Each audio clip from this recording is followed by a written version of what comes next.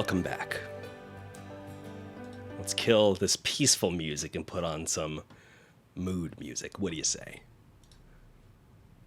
So, previously on the Fellguard, our group was fighting against two guards who were posing as Voxy's parents. While they were fighting, one of them was able to get away, and the group noticed that the house that they were staying in, Voxy's childhood home, was surrounded by guards in Glint Harbor. Pepper, thinking very quickly, set the house on fire, and the group was able to use that as cover to escape, completely destroying Voxy's childhood home. The group retreated into the city and decided to head to a small inn that Voxy knew about to rest for a bit. They were there for a short while, learning about how the city had been transformed by the Baron, and they also learned the fate of Voxy's family, who had been imprisoned by the Baron months ago. Oliver sent out his familiar out and spot climbing across the rooftops the three champions of the Fellguard. He sent a note out with his familiar and invited them over to meet the group at the inn. And it was there that our breakfast company made a plan to break Voxy's family out of jail. The group then split apart, making their way into the prison with some very successful deception checks and some okay climbing skills that had to be fixed a little bit. Once inside, half the group went up, half the group went down. This large prison that's basically a large column. The group that was heading up found a crate full of wyvern eggs and a prisoner log. And inside they learned that Voxy's family was being held on the bottom floor. The group that went down found a mysterious figure locked in a cell, a figure later to be revealed as Calland Silverson. He explained how the Baron used him, how the Baron and him used to be close, and he said that Glint Harbor had been through so much turmoil and tough times. The Baron was kept asking for assistance from Dawnspire, but never received it, and in turn became very vengeful. And he vowed to destroy Dawnspire in the same way, in his mind, how they had effectively destroyed Glint Harbor. Calland brought him Virgolath, and now he had a way to enact revenge. And Virgolath only needed the coin to get his body back. But once he had that back, he was going to raise a Titan, a fusion elemental, and use it to destroy Dawnspire. The group found Voxy's family in the bottom floor, and then they also learned that Glint Harbor had captured the wyvern that Breakfast Company had fought a couple weeks ago. They freed Voxy's family and attempted to free the wyvern, and during the various lockpicking, the guards noticed the group and began shooting a volley of arrows, trying to stop them. Xerus unfortunately failed at unlocking the final lock and took cover to avoid the arrows, and Pepper, having no power for the past couple weeks, took it upon themselves to try and unlock it, but due to the use of the coin previously in the episode, unfortunately got a natural one, dropped the lockpick. And it was then that they raised their hands and watched as power surged from them and destroys the lock with the shatter spell, turning them from a warlock into a sorcerer. The group then fought their way back upstairs, Xerus using his impressive acrobatics, Pepper using their new powers, Oliver using his strength and his javelins, and Voxy with her bow and arrow teaming up with Jaren the champion, firing arrow after arrow, killing the guards as they make their way up. They make it to the door of the courtyard of the prison and then are ambushed. The group is hit with a volley of wyvern venom-tipped arrows. Half the group thankfully made the save, but the other three champions were hit very hard. And in his dying breath, Jaren told Voxy to use the coin.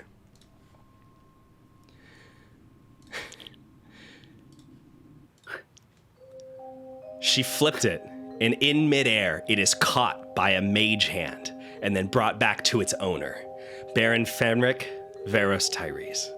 He placed the coin into the compact mirror, and just then a group of leather-bound figures arrive, slaughtering the guards. One of them grabs a javelin and throws it straight into the Baron's chest, but not soon enough. The compact mirror closes, and the earth begins to twist and rend and split open. The figures start helping out everyone out of the courtyard, and we learn that two of the figures in leather are Xerus's parents, belonging to the Order of the Light. The group escapes being led by the Order of Light, and they watch as this massive fusion elemental rises up out of the ground and slowly begins lumbering towards Dawnspire. Riding atop the elemental is the fearsome and dangerous Virgolath, Pepper's former patron. So, we are going to start our game pretty much in the middle of action. Everything has just exploded around you, and you're watching this massive creature move away from you. And you look up, you see that the tip of the horizon, the sun is beginning to peek its way over the trees.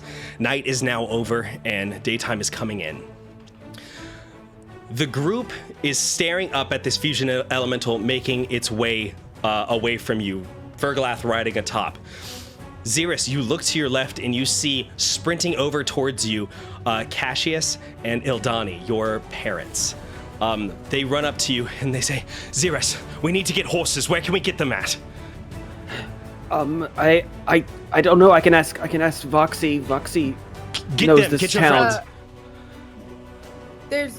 There's a stable just right down the way from the jail. And Donnie goes, lead the way, darling. And the group begins moving, rushing towards these stables. You round a corner, you see set up in front of you is a large stables where there's dozens of horses that are in a small little paddock. You go, you grab all these materials, you start putting on the saddles and locking everything in place. The group, what are you guys doing to help prepare during this? Taking stock of any weapons that are available lying around and just like handing them out to anyone that doesn't look like they have a big enough sword. Okay, there's a couple of these leather-clad figures that are running up with you. A couple of them have simply like daggers or a small crossbow. You're handing out weapons to them as they're taking it. One of them, a dragonborn, grabs it and goes, thank you, and spins the sword around and says, let's go. I do the same thing, but with my own weapons, and I start handing the crossbow and one of my daggers away, and I go, I don't need these anymore, I have magic.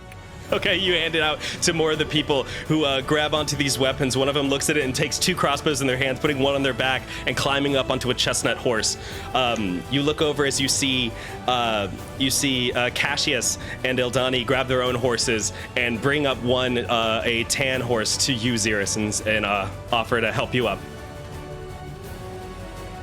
Thank you. Of course. Come on, Xeris, this is going to be rough. Oh, okay. Voxy, what are you doing? I am making sure I have enough arrows, and I go up to my family, and we have all of our weapons back, right? Yeah, you guys do. We got all of our weapons back. And I go, I find my family, and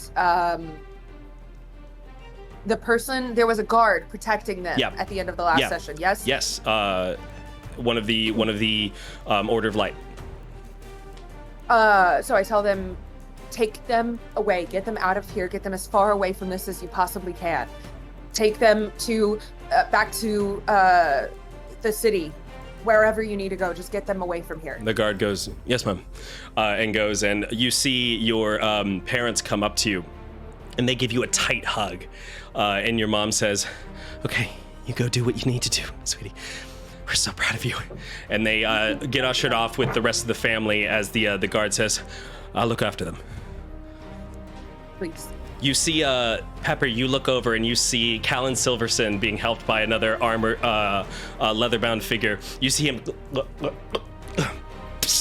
shatter a small little glass bottle, and you see him sort of stretch his arms and go, all right. And you see him go and he grabs a horse and jumps up onto its back, and the horse rears up slightly and sort of pats in place. And he says, right, chasing this damn thing or what? He holds a hand out to you. Yeah, you, Pepper. Oh, okay. I'm sorry. I missed that part. Yeah. Oh, I get on with him. He grabs on and pulls you up right behind him on the saddle, and you see the whole group. Then they start whipping the reins back, and the horses start moving out down the center street of Glint Harbor. The smoke, the embers flying out behind you, and in the distance, this massive fusion elemental. The group is now running straight towards them. I need everyone here to give me either an animal handling check or an athletics check. We're gonna see how well you all keep up with this Titan. We just pick which one. Yeah, choose better? whatever you like.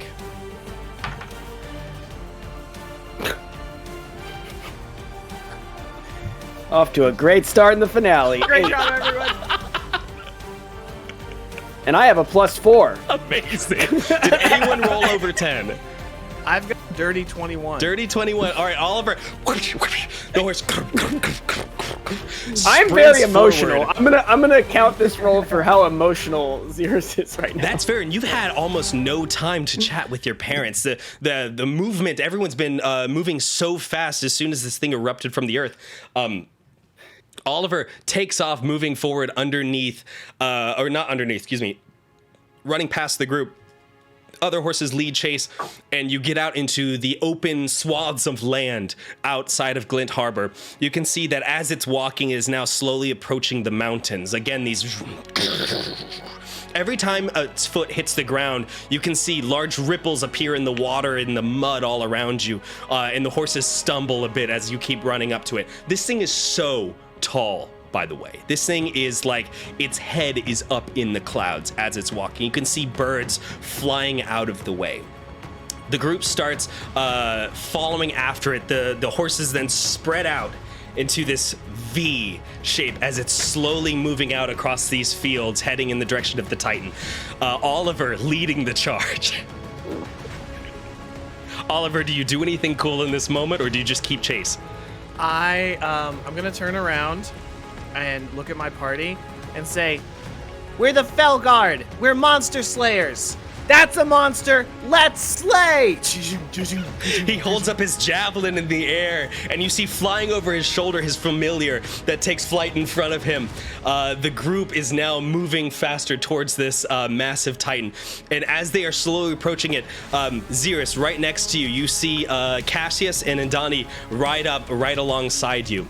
As they do so, as they're riding, they shout out to you and say, "Okay, we're not going to try to mount it yet. We have to get past it." Okay, what's the plan? How are we going to take on something this huge? There's no way we can take that thing down. We have to get past it to Trade Town. Okay. And Donnie says, "Xerus, we have to get the people evacuated from Trade Town first, or else they're going to be completely trampled in its wake. Okay. Pass it down the line." And you see them Right, I take will. off and move forward up, further up. Everyone, we're trying to make it to Trade Town. We gotta evacuate the city. All right, so Go. you can keep riding. At this point, you're riding as fast as you can. You are slowly approaching the Titan with every step, shaking the entire earth around you. I need everyone to give me dexterity saving throws now that we're getting up underneath the creature. This dice has got to go. I don't have another one to fall back on. You said saving throw? Yeah, Jordan? dexterity saving throw. Okay. Oh, All right, 6 from Oliver. Pepper, 4. Great. well, two twos. amazing. Okay. 11. 11. Dirty 26. Dirty 26. All right, Yes. so Xerus and Voxy. Well, it was a nat 20, actually. Sorry, no. Oh, so nat let's see 20 some nat plus 20s 6. in the chat, please. So as you It was are a nat 20 plus 6. Sorry. as you are riding, you look over as you see this foot go over top of you. You swerve out of the way. Xerus and Voxy splitting as this massive foot lands in between you. This massive foot covered in stone and tree and magma, and dust is flying off of it as it's moving as well. Oliver and Pepper, you all hold back and slow up just to avoid narrowly getting crushed by the foot, but you have lost your advantage as you were running, Oliver. The group is now weaving in between these feet as it's going right across the path. Oliver and Pepper, I need you to give me either athletics or animal handling checks to catch up. Right. I only got a 10. Okay. 14. 14? Yeah. Okay, so Pepper, you begin catching up at this point. Riding over, you go in between, splitting between the legs of the Titan as it's walking. You swerve your horse to the left, jumping over a large, knocked over piece of stone as this... each footstep leaving these massive holes in the ground. Oliver, you're trying to swerve around them, but you've got the others around you, the other leather-clad figures of the Order of Light, trying to catch up. At this point, they begin swerving around as well, catching up to Pepper, going between the legs of the Titan. You can see now, back looking up at it, you can see one of its arms is made of water and ice and stone. The other one made of these vibrant trees and plants. It raises an arm and slowly starts swinging it down towards the group. Everyone, you have an opportunity here now to make a choice. You can make either an athletics check or a dexterity saving throw. Okay. Should we tell you what we choose? Nope, doesn't matter.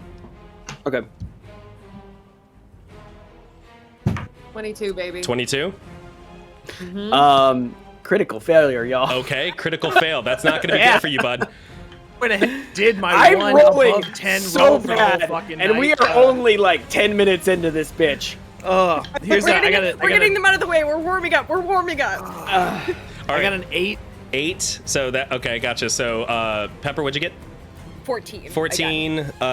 Voxy, you were higher than 20? 22? Okay, so Oliver and Xeris, you look over as you see this. It hits the earth and starts dragging. You see mud and sticks and trees get knocked up in its wake. It slams into both of you, hitting your horse and you as you are both knocked asunder. You see a couple more of the Order of the Light get knocked away as this arm sweeps past. This is going to be 15 points of damage as it just knocks you off. You go tumbling down into the mud. Voxy and Pepper, I need you both to give me perception checks to see if you notice where they went. 5. Betrayed. Another 2. None of you see as you look back and suddenly Xeris and Oliver disappear. Cassius and Indani, as they're riding next to him, says, Where'd Xeris go? Cassius, go back. See if you can find our son. He pulls back on the rein and the horse turns back around, sprinting back towards this large swath of destruction as the Titan gets back up and begins walking again. Cassius runs up. How are you two doing health-wise? Are you unconscious or are we both alive? Points left, baby. I have 5 points Okay, left. so you're both at 5?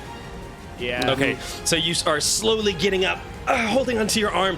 Your horse, not alive anymore, unfortunately. That horse took the whole brunt of the damage. Cassius horses. rides up, and you see riding up next to him is another leather-clad figure. You see him hold a hand out to you, Xeris. You grab onto it. He pulls you up onto the horse. The other one does the same with you, Oliver, as you hop on. Now you all take off, heading back up with the group, trying to catch up. You can see now in the distance the smoke rising from Trade Town. I need one more either athletics or animal handling check from the group. Voxy and Pepper, you are already ahead of them, so you can roll with advantage. What roll what? Either animal handling. God, oh my God. This is great. This is so good. Technically, Oliver and Xeris don't have to roll. I'll do a check for you guys. You say animal handling, or dexterity saving throw? Or athletics, excuse me. Here I am, rolling ones and twos, and then the man says, I'm still like at like 11. Like, can I? Yes, but y'all, I just rolled a 19, so I'm doing very well right now, which means I'm going to do terribly later. You know, That's how if fate it works, makes baby. Saying these words. if it makes you feel any better, I just rolled a 19, and then Jordan said, never mind, don't do it. You know what's funny? Is I just rolled a 19, Oliver. I'm not even joking. Transferred. It did. The I got fame a transferred to me. Okay, so everyone begins catching up with the group now, going past the legs of the creature as it starts moving further and further away. You see it bring its arms down and grab onto the top of a large hill. Its fingers grab in and start pulling away as it grabs a huge chunk of stone and rock in its palm. It takes it and sort of like the Beast Titan launches it over its head as all these rocks start raining down around you. Oliver and Xeris, you two need to give me dexterity saving throws. The other two are pretty far ahead at this point. It's not terrible, but it's still. The one time I had a 15. 25 on that last athletics check that doesn't count. You know what this is? This is a whole 7, Jordan. It's a 7. All right. So you look over as you see the rider with Oliver, Xeris. You look back as you see this rock land next to them, go careening off and slam into the horse. The rider and the horse gets knocked down as Oliver goes down. And Oliver, you are going to take 20 points of damage. Okay. So you're unconscious, right? Yep. Yep. So you are knocked down, spinning in the mud and sliding. Xeris, what are you doing? Dad, my friend Oliver. He looks back and says, right. He spins the horse around and goes running back. You see him whistle with his fingers, and 2 of the other horses careen off and start running back. They sprint over, and one of them hops down, grabs onto Oliver, lifts him up, and puts his body up on the horse, latching him on, and turns around, and the horses start taking off towards the rest of the group. At this point, the group has reached the edges of Trade Town. You can see now in the distance, the fusion elemental is slowly making its way towards you. All right, how are we evacuating the town? Is there some sort of like a town? This right now because I'm not near anybody, and Oliver's at this point you've all arrived. You could, if you wanted to, you could try to bring back Oliver.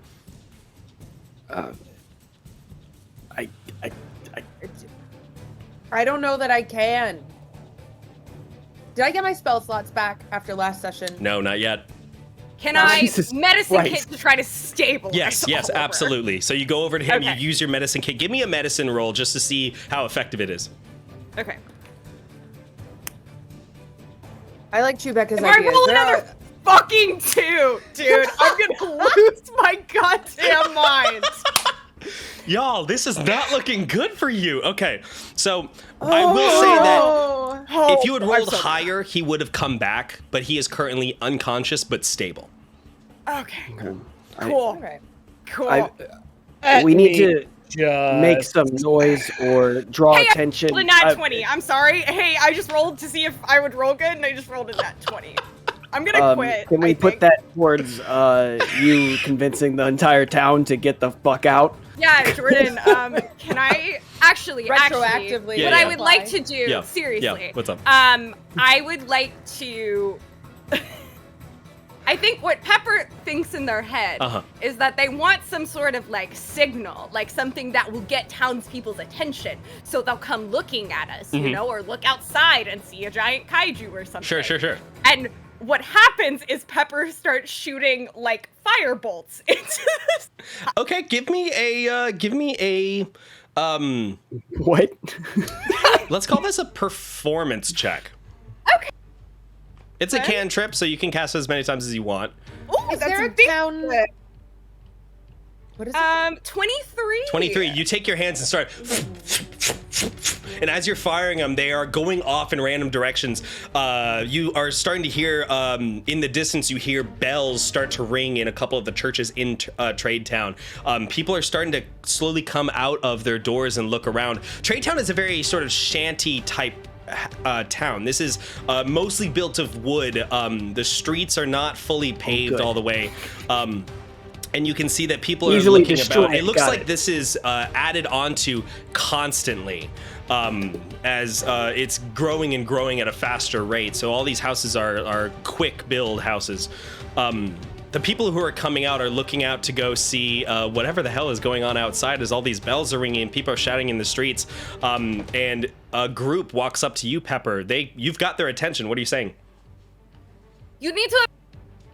A giant monster coming. A giant monster? What? Oh my god. If we point, They we look point and- past Pepper and you see a couple of them go, oh my god, Susie, get the pictures! And starts running off. They deserve it at this point. The other folks in the Order of Light are sprinting around with the horses, shouting for people to grab what they can and run. You see people are jumping into carts. It is chaos outside. Sorry, I just saw the chat. Oh, me too. Callbacks. Inspiration for PSL comedy. You can use that later. So people are shouting in the streets and grabbing carts. You can hear children crying. People are screaming as they're trying to grab what they can. And the streets are starting to get packed and full of people as this elemental is approaching. What is everyone doing to try to help push people out? Knocking on doors, helping people load stuff into if they're carrying anything, like just if they're convincing them they don't need to keep every one of their possessions. Gotcha. All right. So Xerus, you're running around, slamming your hands onto doors, knocking on everything you can, shouting at people. You're grabbing people and throwing them out of houses, trying to keep them moving because no one seems to be listening right now. Foxy, what are you doing? Riding through the streets Okay. on my horse and yelling, taking my sword and banging it on things that might look like they make noise. Okay. And just yelling, everybody get out! There's a monster coming! You're Everybody! screaming as fast as you can, shouting at all these folks as they're moving around you. You are slamming your hands and slamming your weapons that you have onto like street signs and poles as you're going past. People are starting to follow you as you're leading them through the main street, the main thoroughfare, across the bridge into Sendris, away from Orsut, the second half of the continent. People are starting to follow suit, but they look like if they're gonna head that direction, they're gonna head towards Dawnspire, which is also where this thing's going. What's the logical place for people to head? Next option would probably be heading to the east towards Mistport, Mistport, or at least moving folks that way. Can I start like messaging those people that are further away and go, head to Mistport, it's going for Dawnspire. Cool, so they start, give me a persuasion check.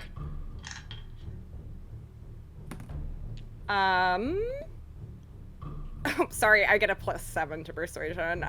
21. 21? Okay, easy. You cast message on a couple people who stop and turn and look, and then they start shouting by themselves, saying, okay, we need to head to Mistport. Okay, head to the east, as the crowd starts slowly moving away from the bridge across Traytown. Oliver, you sit there for a moment before you wake up as you see a Order of Light soldier with their hand over top of you just cast a healing spell. You are not healed for a lot, but you are healed for 6 points of health.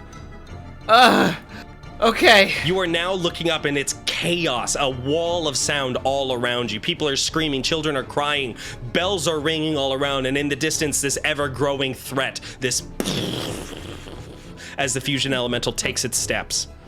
I'm gonna reach down. Can I pull Oliver up onto the horse with me?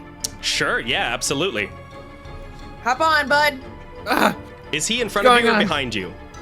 Behind. Okay, he hops on behind and holds on for dear life as you take off with the horse, leading more people. Oliver, what's going through your head right now? Where am I? I don't understand. All right. Okay, back on track. And I second wind. All right, beautiful.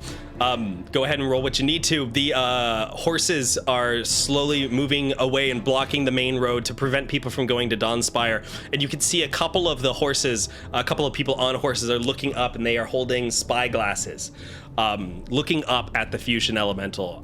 You see Xerus and Pepper up at the front. Voxy, you and Oliver ride your horses over to it. Calland, on the same horse as Pepper, looks over and says, "Hey, give me one of those." Grabs a spyglass and looks through it and looks up at the fusion elemental. Says, "You see what I'm seeing?" He passes the spyglass back to you, Pepper. I look. All right, give me a perception check. Please, something good. Stop making us roll dice, Jordan. I'm sorry. No more dice will be rolled. Hey, it's a 10, okay? A 10? You know? Sure, yeah, Sometimes- absolutely. That's a solid Sometimes you- 50%. Sometimes you ask for the bare minimum, okay? So looking up at the fusion elemental, you can see this massive creature. Its body and legs are made of stone. One of its arms is made of this bright vegetation. The other's made of water and ice. And along its back, almost like a mane coming off of it, is fire that is pouring off of it. Its chest is rocky and hard and full of cracks where magma is peeking through. But as you're looking at it, there's something glowing on it. There's a couple pinpoints of light. You can see. Pendant. It's Actually, not a pendant. He's just pretending. Has a pendant. It's Foxy's mom. No, it's you can see on the back of its calves and its forearms and its chest, there are these large glowing crystals that are a very different color compared to the rest of its body. As a monster hunter for a year now, would I have any idea of what that means? Give me an Arcana check. You said no more dice. You're right, I lied. Oh, I get a minus. Our first mistake was expecting he would tell the truth. 13. 13. So there are some constructs that when they are built, right? This looks like it's a fusion of different elementals, so this is effectively a construct. That when assembled have power nodes or sources of power that run through them. And should those things be destroyed, it will put it into a very, very weak state. Oh, okay. I point this out. I yell at this to I think Xerus is up front with me. Yes, Xerus and the whole group is with you. Okay, guys, look!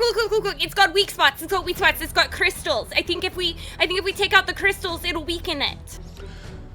How are we supposed to get close enough to take out those crystals? Well, I don't know, Xerus. I just pointed them out. Those right there are on its legs. We can maybe reach that one if we shoot really well or climb. Yeah, but I don't think those arrows are going to make it through the crystal. I mean, it's solid stone at this point. Okay. I'm gonna send my owl to go take a closer look and look through its eyes. Okay, your owl takes off, flying Just, away from you. just at the calves. I'm staying away from the swipey Just the legs, parts. gotcha, understood. Flies around. Give me a perception check with advantage now. Come on, owl. A 19. 19. Okay, so with the 19, you can see that these crystals are embedded in its legs. It looks like pieces of it are hard to reach, for instance, but if you were, say, adept at climbing or had some way of getting up, perhaps with a grappling hook, you could ascend the creature. Now, remind me, Yeah. in the previous session, when Xerus's family and all of their friends descended from the ceiling, what did they use to do that? They certainly had grappling hooks. I would like to find a grappling hook. Okay, so are you just looking over to one of the other Order of Light? Where's that Dragonborn? Dragonborn rides up to you and says, "Yes, sir. I gave you sword, you give me grappling hook. You got it." He hands it over to you. All right, everybody else, we gotta find some grappling hooks. Cassius rides up in front of you with Xerus on back and stops in front of you, Oliver, and says, "Whoa, okay, we need to think about this. We need to form a plan in order to do this." I have a plan. Climb up there, kill that thing. Yes, but what happens? We've Normally got a large plans group are here. well more formulated than that, Right. Dad. Okay. We can split up into multiple teams and take this thing out. We've got groups. We all got grappling hooks. We should be able to ascend it safely. Yes. You. Out of game. Out of. Okay. Yes, you. Could I hit one of these things with my longbow? You could certainly try. Not from here though. It's still probably Yeah, I'd have to 2 get miles closer. out. Yeah. Okay. It says the range is 150 feet / 600 feet. I don't know what that means. It means that you roll with after 150 feet of range. I think you roll with disadvantage. Is that correct? Yeah. Yeah. Okay. So, and how far away from it are we now? 2 miles. 2 miles. That's more than A little bit more than 600 feet. Okay, cool. I back in. Yeah. We're Yeah. back in. Yes, you. I'll try. I can try and hit it with my longbow. Okay. I have to get close enough, but someone else will have to distract it. Okay. Yes. I have magic now, and I was doing a thing inside. I don't know if anyone saw, but I was doing a thing where I can shatter things. So maybe if before you go up, I could try to get some of the rocks off of it, so you have a better shot. I like the way you think. Okay. Let's split up into teams, and we can take this thing out, I think. We're gonna have to ride in and get close, though. I think that some of us should focus on certain parts.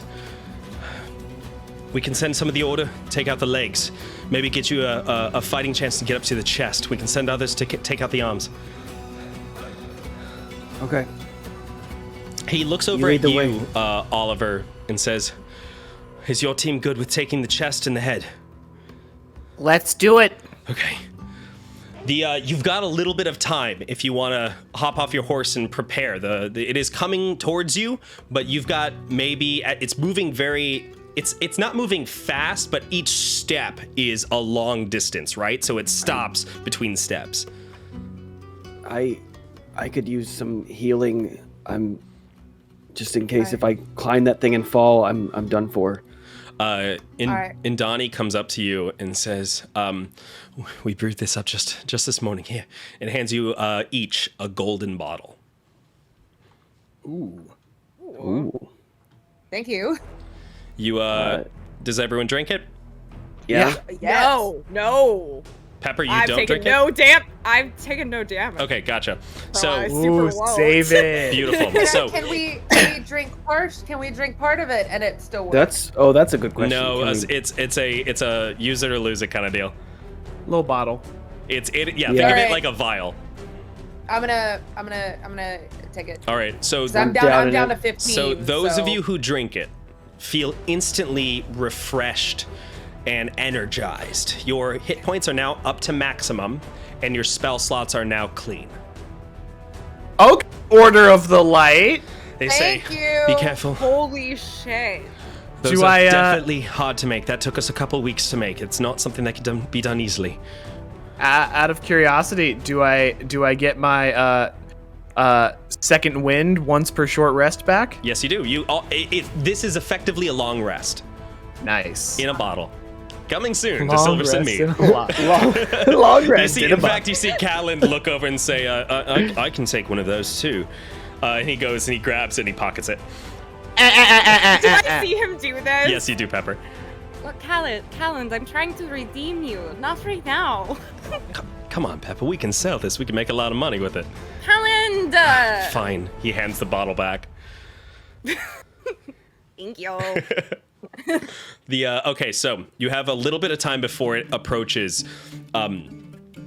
It doesn't seem like you're going to be able to slow it down before it hits Trade Town. It's going to break through Trade Town on its way to Dawnspire. But once it does so, you'll be able to possibly get a good jump onto it from the buildings in Trade Town, as Cassius explains to you. Okay. I want to scan the city and find the highest. Perception check, Like- buddy. Okay.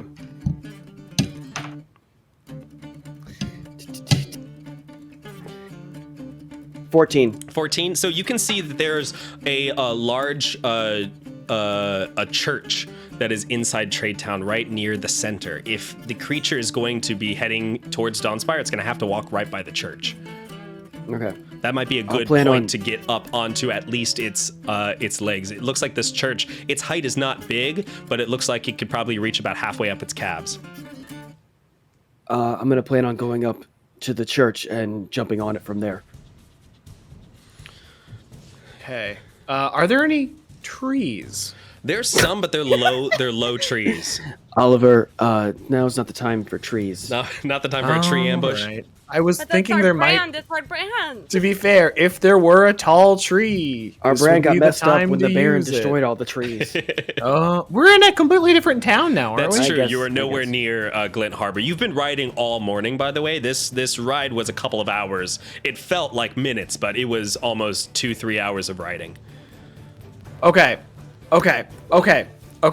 Hear me out. Carrying capacity. Yep. Your strength score multiplied by 15. Jesus Christ. Yeah. So, if something were to have, let's say, a 3 in strength, they could carry The owl. 45 pounds, right? Yeah, sure. Can I have the owl carry the grappling hook up to an advantageous position and like drop it much, increase the throw distance. 100%. Yeah. Nice. Okay. That's so sick. Okay, good. That is all I wanted to know. Okay. So yeah, right now, honestly, my plan consists of grappling hook from owl and then climb. Okay. Who else Yeah. is using a grappling hook? Cassius and Indani walk up and say, "We've each got our own. We're planning on using those." Do we? So we've just got the one between the four of us. The others, the other orders, they hand out more. So each of you have a grappling hook at this point. Okay, cool. Okay.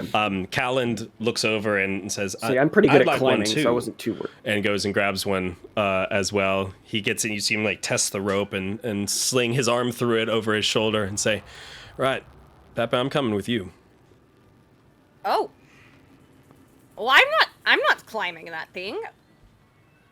You're not? Do I have to? I have to, don't I? I don't want.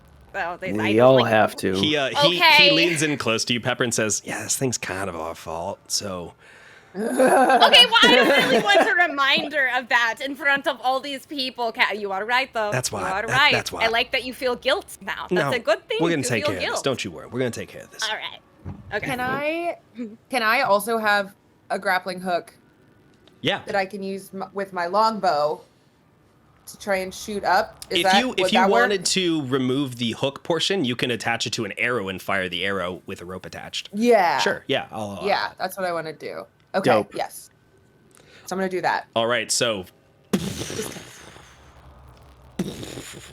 in the distance, the fusion elemental is starting to approach. You can see that the smoke and fumes coming off of it are creating like this mist-like pattern in its wake as it's slowly approaching in the distance. Everyone sort of has a moment to stop and sort of catch their breath as it is now time to just wait for the elemental to approach.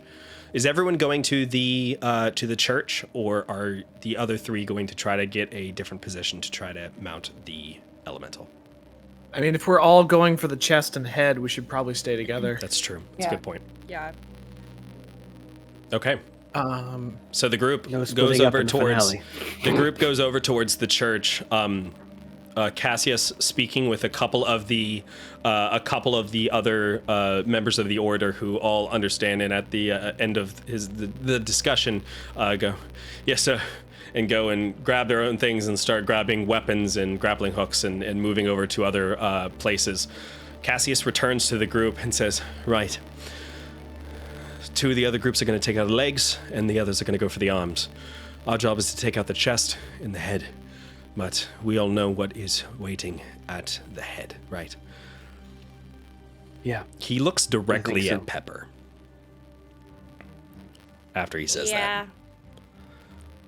Just so we understand the stakes, if we fail here today, Dawnspire will fall, and after that, the world will become subjugated to that beast. If we want to protect our material world, we have to stop this thing. Understood? Good. Pepper, I hate to ask this at a time like this, but do you know of any weaknesses?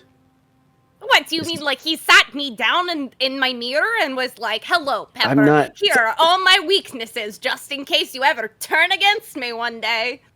No, I don't really. I mean, actually, Jordan, Yeah. I would have no idea, right? Give me a history check. Okay, With... Nope, just a history check. Yeah. okay. Can the I saw owl you use the think help about it, action? though. Can they all help me think? No, that's not how owls work. It's the smartest bird, Jordan. What No, if we it's just not. put all of our Crows heads are. Read a together? Would that book. help us all think? All right. So consider this. I did get a nat 20, but it is a -1 because I am not intelligent. I'll honor the nat 20. A Okay. nat 20 is beautiful. Chat some nat 20s Nat in the chat, 20. please. There we go. Oh. So with Nat 20! with a nat 20, you know that because he is a magical being, normal martial weapons are not going to be able to do much damage to him. In fact, he probably has a resistance to regular weaponry. They have to probably be magical in origin or be a magical hit of some sort in order to cause actual damage to him. Okay. He is also so, a fire genie. Something to remember. okay, so I know things to not use against him. Regular weapons, like just random swords and stuff, is probably not gonna do much because he's magical being. And also fire is not good because the whole fire. Cool. So everything I have is useless. Good. Yeah. Good to know. Hey, now you know how it feels. Although, Well, I was useless, but remember when I was useless, like yesterday? I mean, You burned down a house yesterday. I watched you burn down a Hey! house. I don't think That that was my was. house. That was my. Okay, that was my And Well, yeah, I that mean- was Voxy's house. Okay, So it's all in the past now, and we've all moved on from. I have a question. So if there was a chance where you could potentially distract him, would you be willing to take that chance, Pepper? Oh yeah, he hates me. He's probably really mad at. I don't know if that will help, but Well, I can try. I mean, he'll probably beat the shit out of me, but I can certainly try. yeah, I wouldn't be one to jump in the middle of that either. That's probably not going to be the best idea. Xerxes' parents. Please, it's Cassius and Andani. Seriously, Mom and Dad. Can Xerxes Mr. and Mrs. Xerxes. oh yeah, Seeing- friends. These are my parents. Parents, friends. My parents. I don't suppose- Introductions are made. they learn your names. I don't suppose anyone's got any magical weapons in their protection, do they? Because we're look, I just point at the bow and the rapier and the spear, and I go, They look through and unfortunately just shrug slightly and say, we've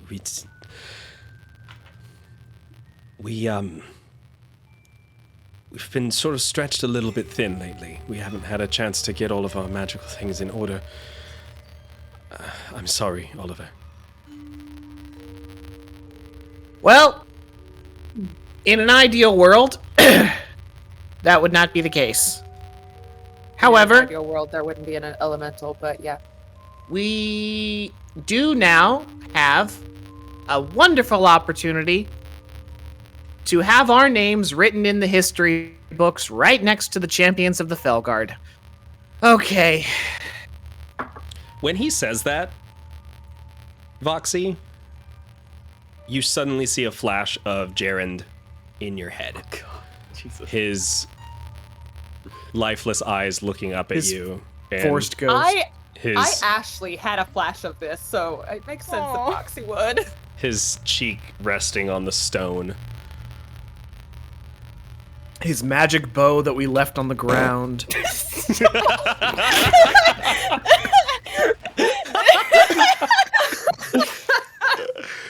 Oh, beautiful. Oh. Zep's funny, y'all. I agree. Inspiration, Mr. Zeb. Inspiration. Comedian. Mark it on your sheet. Consider it marked. So if none of our weapons will work against him, what hope do we have? So he has resistances to non-magical weapons, meaning that it'll take half damage, similar to like when you've Okay. attacked most of the monsters lately. A lot of the monsters that you fought had resistances to slashing and bludgeoning damage and piercing weapons. So you're going to be able to do damage, just probably not as much as Pepper would, for instance. Okay. I can harass him real hard while Pepper beats the shit out of him. That's kind of my got- whole thing. I've got Hunter's Mark, so I add a little bit of magic damage. That's true. And what kind We of can't damage exactly is sneak attack a giant. Sneak attack is not magical, unfortunately. I was like, the sneak attack ain't gonna do shit on this guy. Well, we're talking no, we're 'cause talking it about adds more Virgolath right now, damage. right? Yes. Okay. Okay, we're talking Virgolath. We can sneak attack Virgolath. Yeah, for sure. We just gotta go smash some crystals Okay. upstairs. One step at a time. Cassius goes and sits down in one of the pews inside the church and just sort of holds his head and wipes his brow. And Donnie goes and crouches down next to him and puts a hand on his shoulder, and they're talking quietly. You can't really hear what they're saying. I'm going to slowly approach. Okay. You walk over. As you walk over, Cassius looks up at you. Mom, Dad, I know we haven't had a chance to talk, but I guess I just have so many questions. But I know. You must have 1,000. I'm just glad you're alive. Yes, we are alive.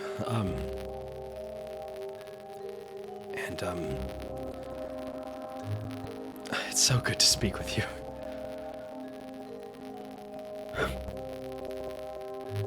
Yeah, I feel like I dreamed of this moment, but it definitely didn't involve a giant elemental monster that was threatening all of our world. But I guess beggars can't be choosers. You're right. Xeris, why don't you sit down? Maybe I can answer some of your questions.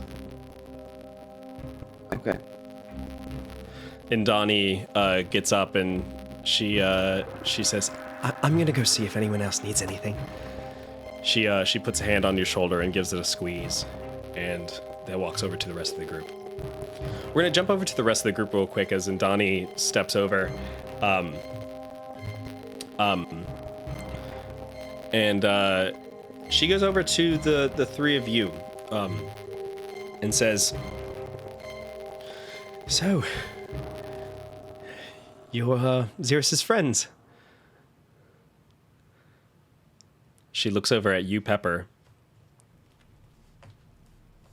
and says, we're just so glad that he had friends. He always had trouble making friends when he was growing up. Well, we're actually his only friends, and it's only been quite recently that we've become his friends. Okay, no, you know, Stop. Xeris, you know, you once said he's like toast, you know, and it's because there's You're the like one that said he's like toast. a wise person once said he's like toast, And it's because, it's like the hard parts outside, like that's the shell, that's what he portrays to the world, that he's like dark and crispy. But then you get to the inside, he's very sweet and soft and fluffy. He is Like a croissant. He's a thick cut toast. Yeah, like a brioche. Texas He's a toast. Texas toast. What the fuck is Texas? It's a style of toast. Oh, of course. I'm sorry. You all sit there shouting about how much like toast Xeris is. Xeris, we cut back to you, and you are seated on the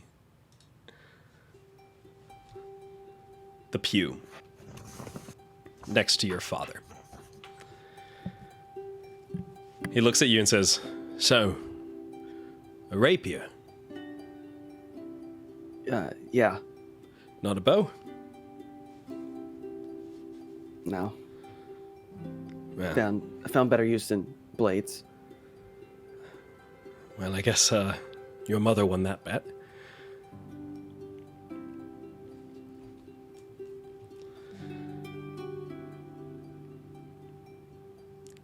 You did really. I guess Sorry. no.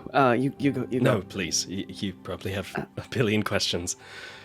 I guess I know what Erwin's been willing to share, but I would kind of just, I guess, like to hear it from you. Just why did you have to leave? Your mother and I, we were part of the Order of the Light. For decades before we even dreamt of having you. We were protectors of the realm and always fighting back against the forces of evil. And then when we had you, everything changed. We saw ourselves settling down, living in Dawnspire, building a family and building a home and keeping you safe. And then 15 years ago, one of the most powerful beings that has ever walked this plane of existence came back. And he grew followers almost instantly. And one of them happened to be within our ranks. He gave out a list of names, and suddenly your mother and I were worried about your safety. And we would do anything to keep you safe. And if that meant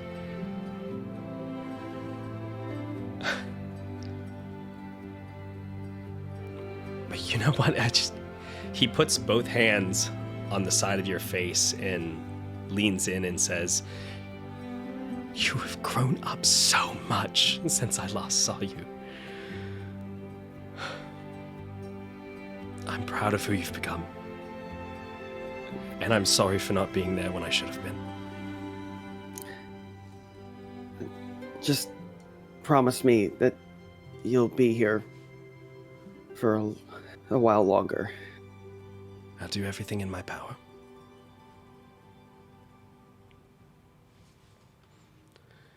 You hear someone from outside say, "It's getting closer.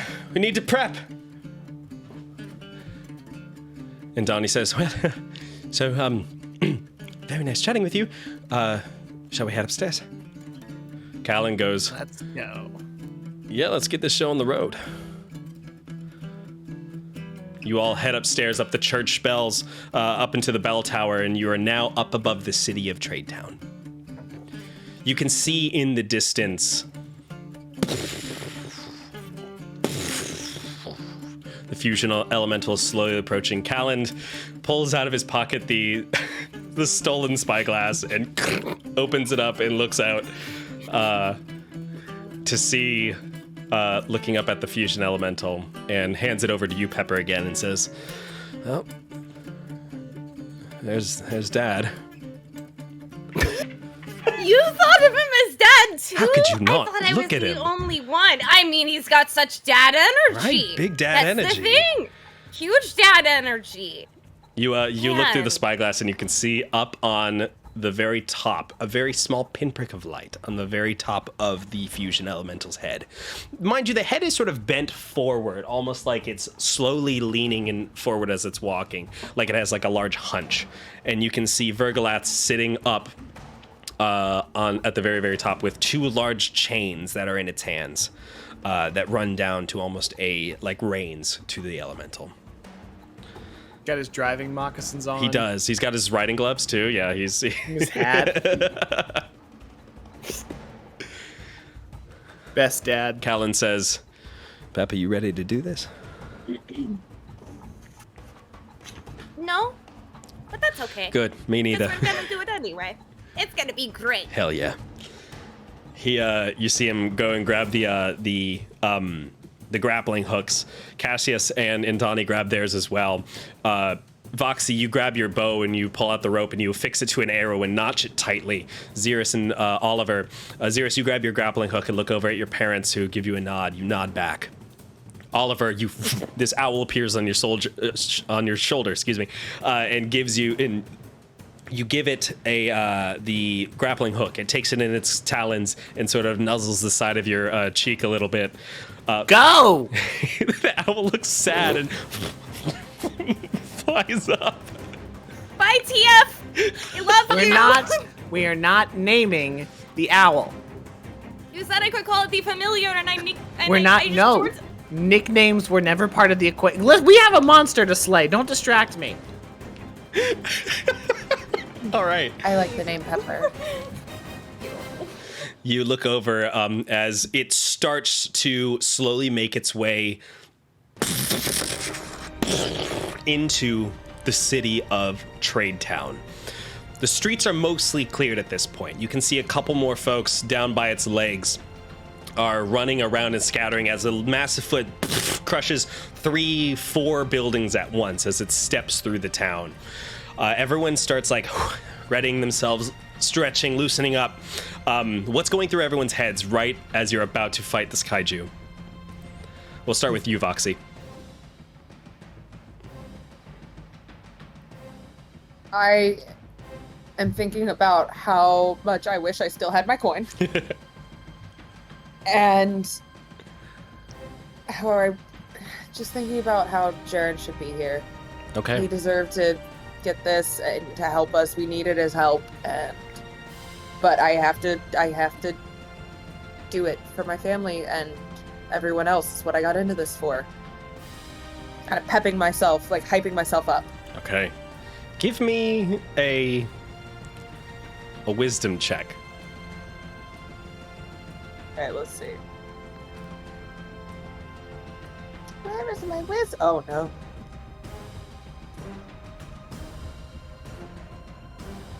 Uh, 11. Okay. You sort of think to yourself and whisper, okay, you got this. You got this. And you look over at this creature and you have a sense of confidence that builds slowly in your chest. You look over at your team at your side, your found family, and you get ready. Xerus, what's going through your head? I'm just hoping that the one and only time I get to talk to my dad isn't this moment. I guess. Hoping I guess because I'm pretty sure most of his thoughts are on his parents and just wanting to live through this for them. Mm-hmm. Especially since he really didn't get to talk to his mom yet. Yeah, definitely. You look over at them, they look over at you. You can see that they are wrapping ropes around them and almost fashioning a harness onto their bodies. As you are, as they're sitting there. Oliver, what's going through your head? I was just thinking about all of the hypothetical stuff that he did for the years leading up to his time in the Fellguard. Mm-hmm. And a funny little thought pops into Oliver's head that in some twisted way, he is very privileged to be a part of this. It gets to be him that fights the giant monster. This is what he was made for, and out of all the members of the Fellguard, like fucking Roland Trotter, Oliver either gets to be a hero or die one. Damn straight. Pepper. And then, Oh, sorry. Excuse me. no, I'm just feels pretty good. Yeah, no, you get to do some pretty impressive stuff later. Pepper, what about you? What's going through your head? Just looking up at this horrifyingly like terrible thing, and knowing that that they helped make that in some way and they made that happen, and instead of there being a sense of like heavy guilt there is a like drive for atonement. Okay. You feel a hand on your shoulder, and you look over to see Calland next to you.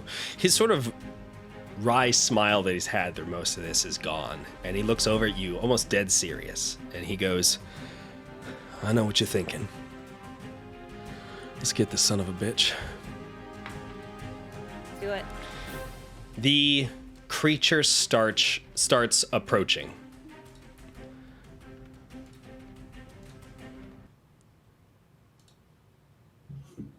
If the music will play. There it goes. You look over and you see, just in a brief moment, a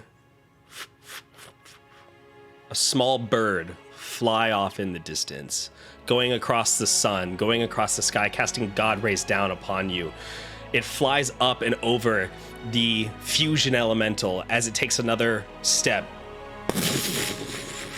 into the ground, and you see it take another big step as it kicks out most of the buildings in the center of Trade Town, and you see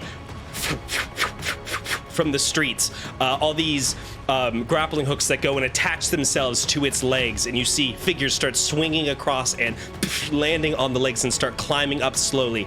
They are making their way up towards the crystals on the back of the calves. The creature starts approaching you now at this point, walking slowly, lumbering. Its knee is almost about maybe 25, 30 feet above you as you're at the top of this bell tower, which is a good 70, 80 feet up in the air.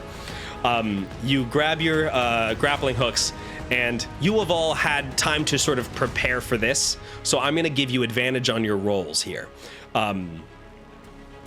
Go ahead and give me sleight of hand checks.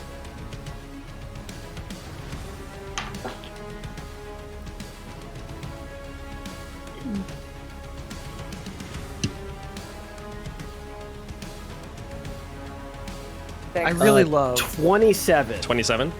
There it is. Beautiful. Nice. He's back. I And love I'm when gone. I'm What did I not say? able. I love when I'm not able to hold the answer up on my hands. Because it's higher than you 10. Yeah. All right. I got an 18. 18, 27. 19. Pepper or Voxy?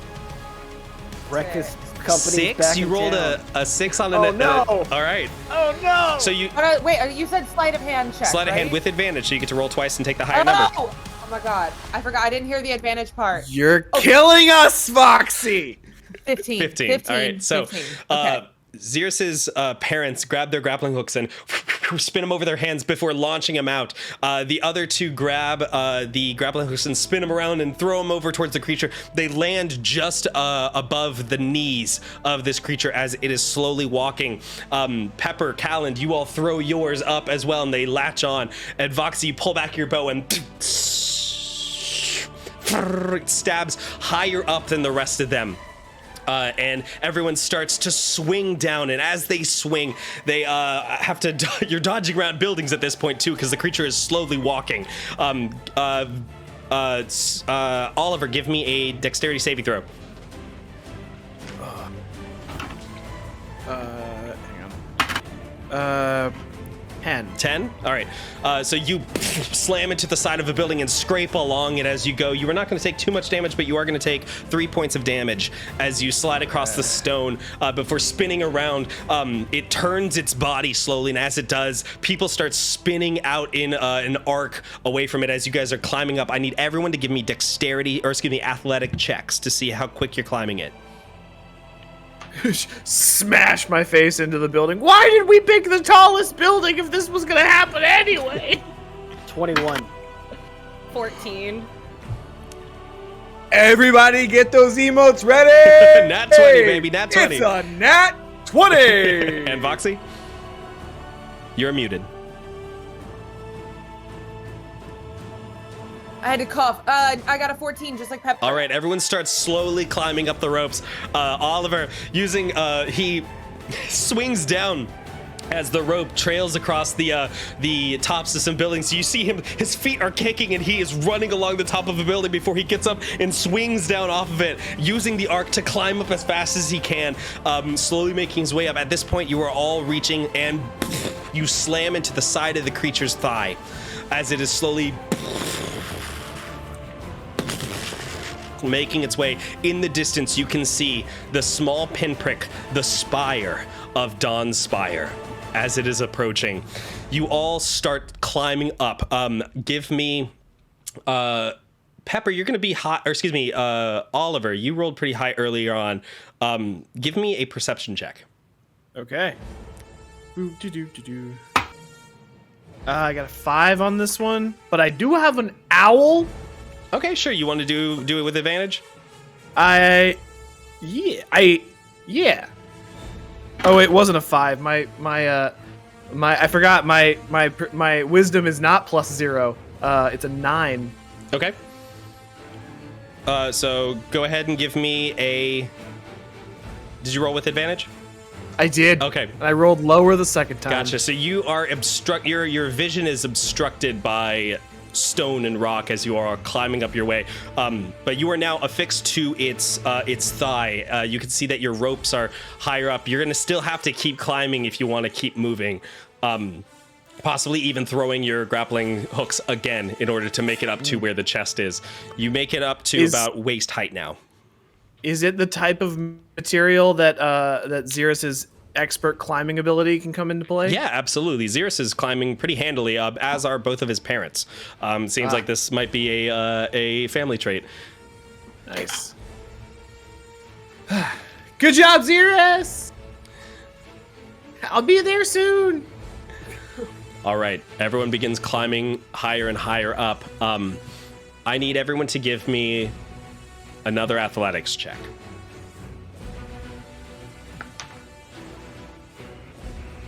16. Okay. 12.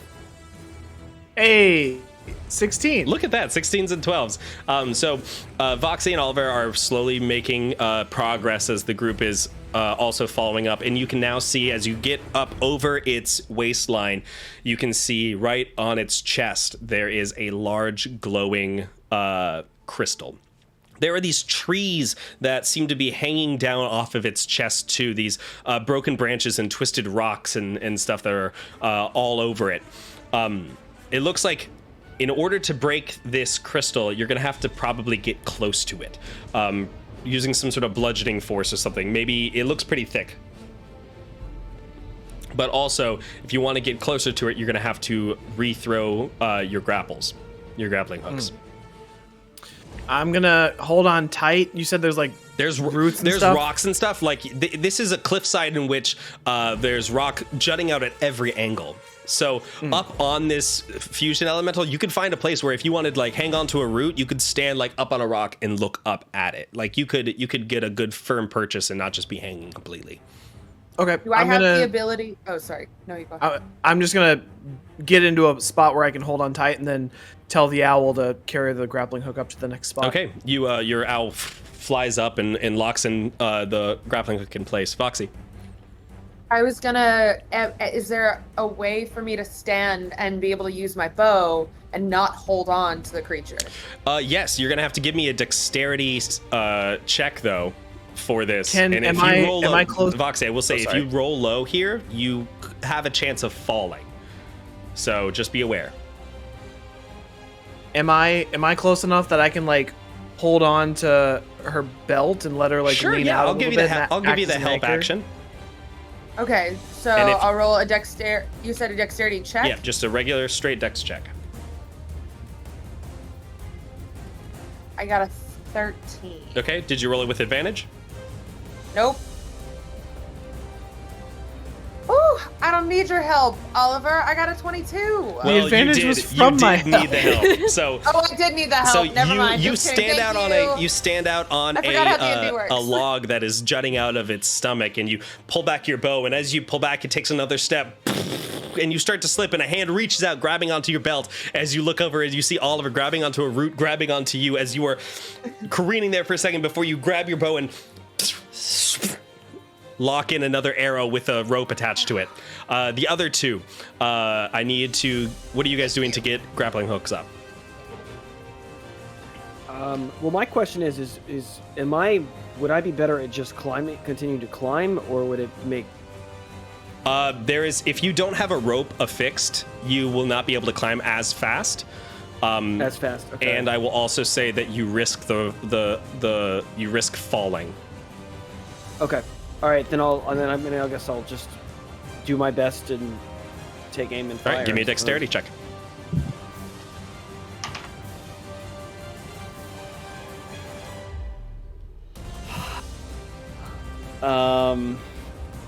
Nine.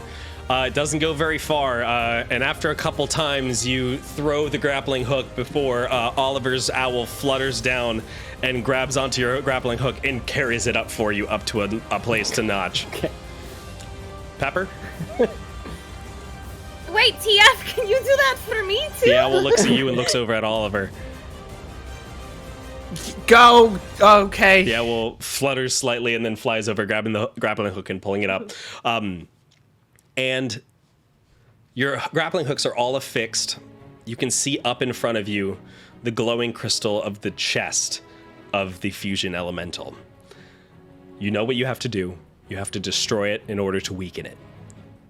And welcome back, everybody. So, last we left off, our crew had just launched off of a church tower and swung using grappling hooks to affix themselves. You're eating popcorn. Would you not? You're right. If you had popcorn? Absolutely right. Chad, This is so exciting. if you got popcorn in your hands, eat it. Let's see some hype in the chat for Foxy's popcorn. See some popcorn emotes. Popcorn hype? It's Vox Pop. There is Vox popcorn Pop. emote. There it is. Beautiful.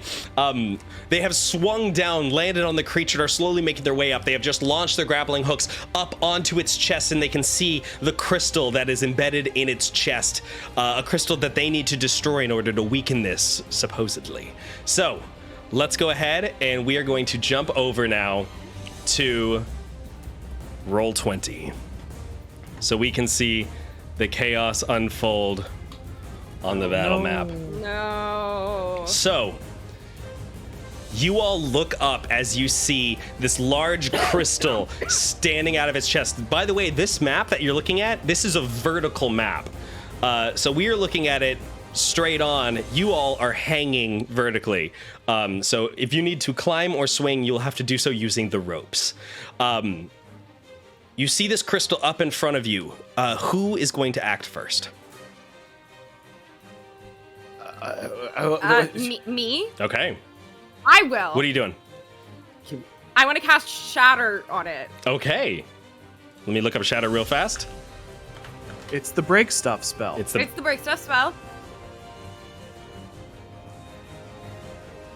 3d8 thunder damage. All right. Actually, I'm going to cast it at 3rd level, Jordan, so that is going to be 4D. 4d8. Awesome.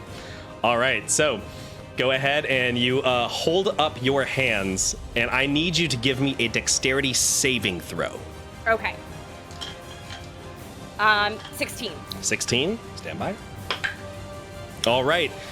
You hold up your hands, and there's this echoing sound as there's an explosion of dust and dirt and debris right where the crystal is.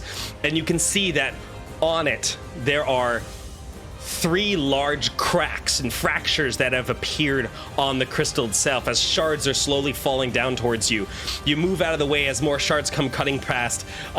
It's not broken, but it is certainly fractured. It seems like if you wanted to get one more good hit on this, you might be able to do it. But with this cracking sound that appears all around you, you then look over and you hear a screech that appears. And you see these small creatures come flying out from these small holes around the crystal. And if I could have you all take a quick gander at the map. These small creatures all start appearing.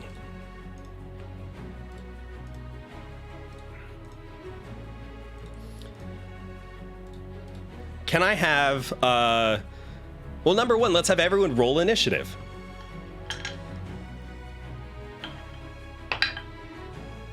Let's go. 16. 16? 15.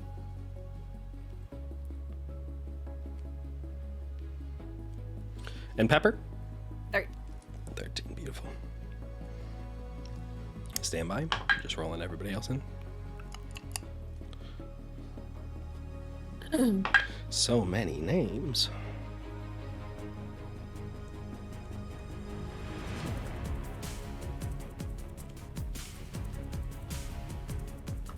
All right.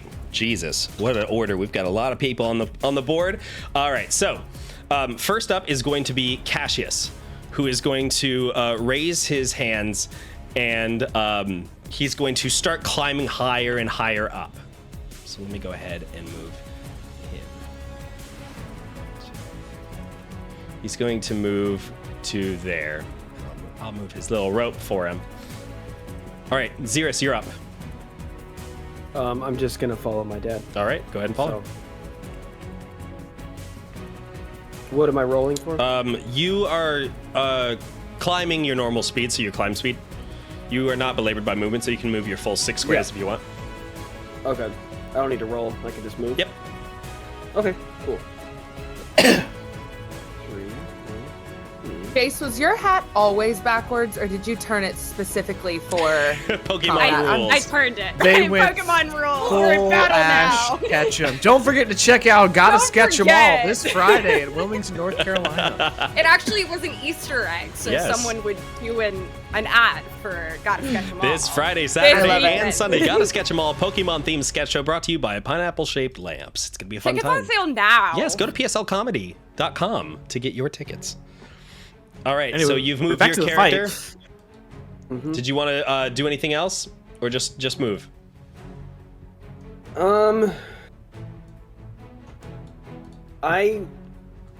Could I attempt to kick off of this rock and see how much I can swing out? Sure, Maybe like not- out maybe not. away from the body itself. Well, no, like Oh, kick off of it, Like, the rock kick- side of the like- rock. Are you trying to head towards the crystal? like swing towards the crystal. Yeah, give me an athletics check. Nat 20. Beautiful. Let's see some Nat hype in the 20. chat. All right, so you Let's kick off with your go. legs. I'm going to go ahead and say that you will get your full normal range of movement, so 30 feet from that kick of swinging. So add another 6 squares and move yourself only horizontally where you'd like to move to. Ooh, well, here's the thing. Am I gonna be able to attack if I get near the creature, or am I just gonna like swing past him? And You just don't be like, know. Hey, and then because I'm automatically gonna swing back because it's not like the grapple change directions. That's how science do. That's how science works. I will say that if you're going towards one of these creatures, they're going to get an attack of opportunity on you. But if you attack them, then they can't attack you because of your mobile feat. That's true. Okay, so I mean, I think the logical choice is to attack Mr. Yellow Guy over here. All right. So it's just slowly fluttering there. You swing over with your rope. Go ahead and swing. Roll to hit. Okay. 22. 22 hits. Roll damage. Okay.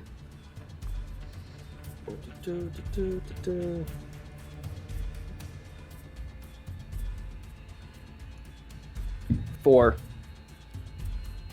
4 points of damage. Yeah. Gotcha. Beautiful. There's no sort of sneak or anything. So you jump over, you pull out your rapier, and as you're holding onto the rope, you thrust it forward. It stabs into this creature, but you notice that the creature doesn't seem to be made of flesh and blood like you expected it to. There's this crunching, scraping sound as you look over. This creature has this long, twisted nose, these horns coming off of it, these sharp wings that are fluttering in this cloud of dust that is emanating off of it. As you stab into it, it does hurt, it does react to the pain that's being brought to it, but it seems like it's made of a different material, which is interesting. You swing back and land in your spot again. Okay. All right, next up is going to be Voxy. Am I holding onto a rope with both Yes, hands? you are. I don't know what to do because all of my things are either close range. If you wanted or... to use your action, I could say that you could tie the rope around your waist. Yeah, I'm gonna tie the rope around my waist. Okay, so you use your action to do so. Go ahead and give me a dex check. Dexterity check. If you roll high, I'll give you another action to attack. I mean, using this as your bonus action. If you roll low, you won't be able to do anything. Define low. What'd you roll? 4? Yeah. So you tie the rope around you and you knot it tight, but that's going to be your full action in order to do something. Okay. All right, so you look over at these creatures that are fluttering around. They start to zip and zoom around the crystal now, seeming like they're defending it. Looking at these creatures now, getting a closer look. Now that Xerus has gotten close, you can see that there are different versions of them. So the first one that you saw was this small little yellow dust cloud one. There's one in the middle that is a small little mote of fire that is zipping around. One above it is this crackling blue energy, and the two below it are these small white creatures that small little clouds of wisp are coming off of them. They look to be like they are some sort of elemental creatures. Next up is Oliver. Okay, I'm gonna start off by tying the rope around my waist. You do so. Go ahead and give me a dexterity check. 15. Cool, that's your bonus action. You got an action left. Cool. I'm gonna thank you, Analu 1-2. I'm gonna move. How much can I move? Half speed? Half speed when you're climbing, but full speed if you're moving horizontally. Cool. I'm gonna go up 1, 2, 3, and then I'm gonna hold my actual action to take the attack action if I get to where I, like, if it comes within range. Okay, if something comes within range of you, you'll attack it. If an enemy does. Gotcha. All right. Yeah. Pepper, you're up. Okay. I would like to cast Shatter on the crystal again and hopefully get those two things, the blue one and the red one, that are right by it. Okay, so it's a 10-foot radius. If I center it on the crystal, can it also hit the other two? Or is the crystal too big? Crystal's pretty big, but if you wanted to hit nearby it, like around here, you could probably catch all three.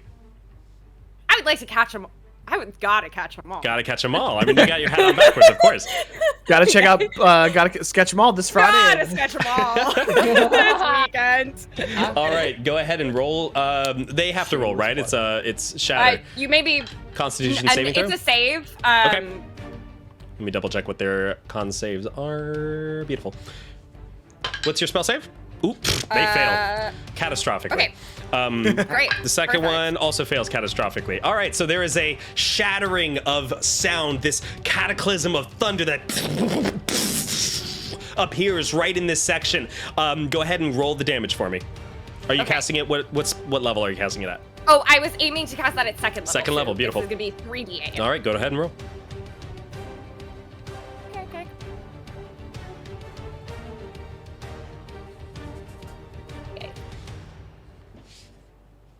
Okay.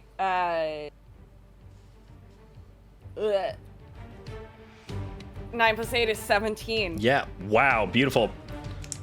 All right.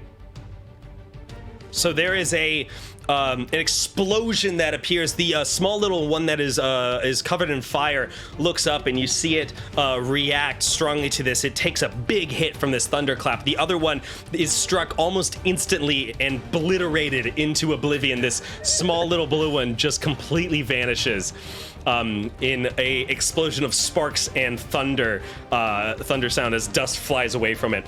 And as you do so, there is a large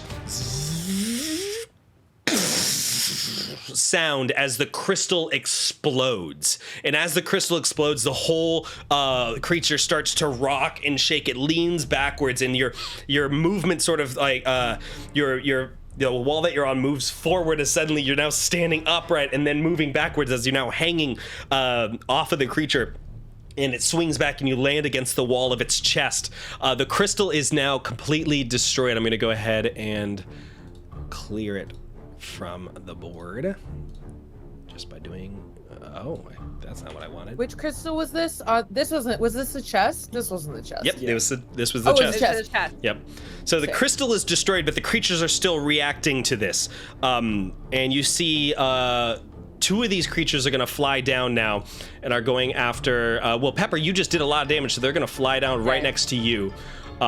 First one is going to hit you with a... 2 claw I don't know attacks. if I have to say this before or after, but I would like to cash. Oh, and also, you cast a spell. So give me a I wild do. magic I need to roll. roll something. I rolled 2 spells. Do you want me to? Yeah, let's do roll twice? 2. So a 1 and a 2 are going to be your numbers that you want to avoid. That's a 5. That's a 7. All right, you're good. All right, so these creatures are going to try to hit you. They're going to, the first one is going to try to swing at you with 2 claw attacks. What's your AC? It is now 17 that I've cast shield. Rolled so poorly. They come at you with their claws, and you were able to knock them back, kicking at them as they are fluttering around you, these tiny little things. And you can see now a close-up look of it. It's got a long pointed nose, these gnashing teeth, these white eyes, and these long horns that come off of it. And it's just like right up in your face. Next up is going to be Ildani, who is going to swing over to you and try to attack this creature.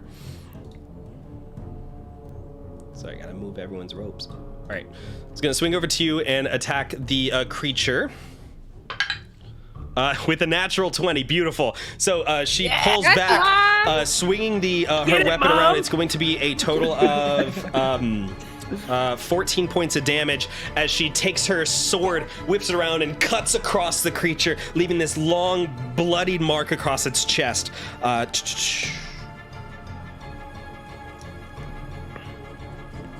All right. Stand by.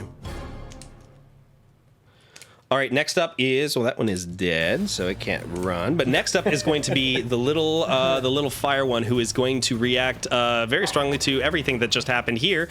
Is going to go up to the ropes. No. And you can see fire appear and a light on its shoulders, and it is going to send out a small fire breath, a 15-foot cone of fire that, and it's going to be 2d6 of damage. That's going to be 5 points of damage as the ropes start to alight. So now,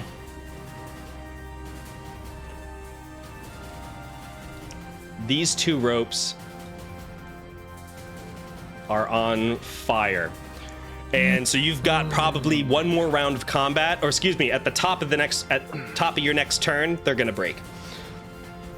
All right, next up is going to be this creature down here, who is going to go over to you, Xeris, because you just attacked him, and he's going to get above you and dear old dad, and he's going to go up to you. Where's my dang? There it is. And I need you to give me a dexterity saving throw. Okay. I also have uncanny dodge. Okay. So I don't know. That's gonna exactly how half that damage. But this is going to be Okay. this is something else. Okay, you said dexterity saving. Dexterity saving throw. Yep. Okay. 14. 14. All right. So you look over. Your dad is going to raise his hands and does not make the save. He looks over and suddenly this burst of dust and wind goes flying at you. He takes it full on in the face as you see him cover his eyes, letting go of the rope. He hangs there for a second as he falls for couple feet before the rope catches him. Remember, he tied it around his waist in a harness. He is now currently blinded, though. He is unable to see and unable to fight. Let me give him. We'll do an X. All right.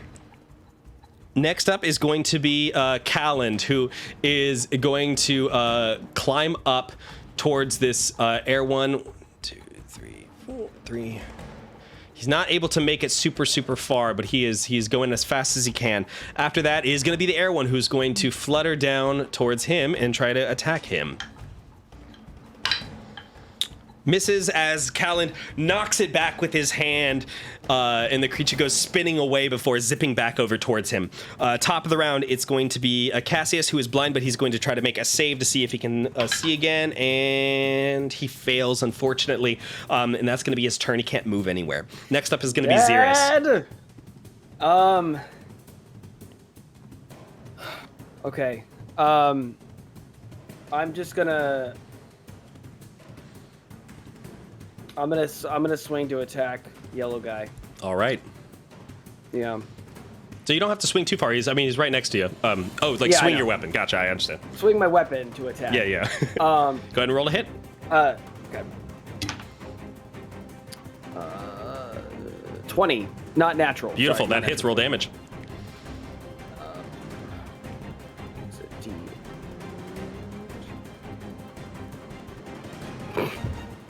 Two. All right.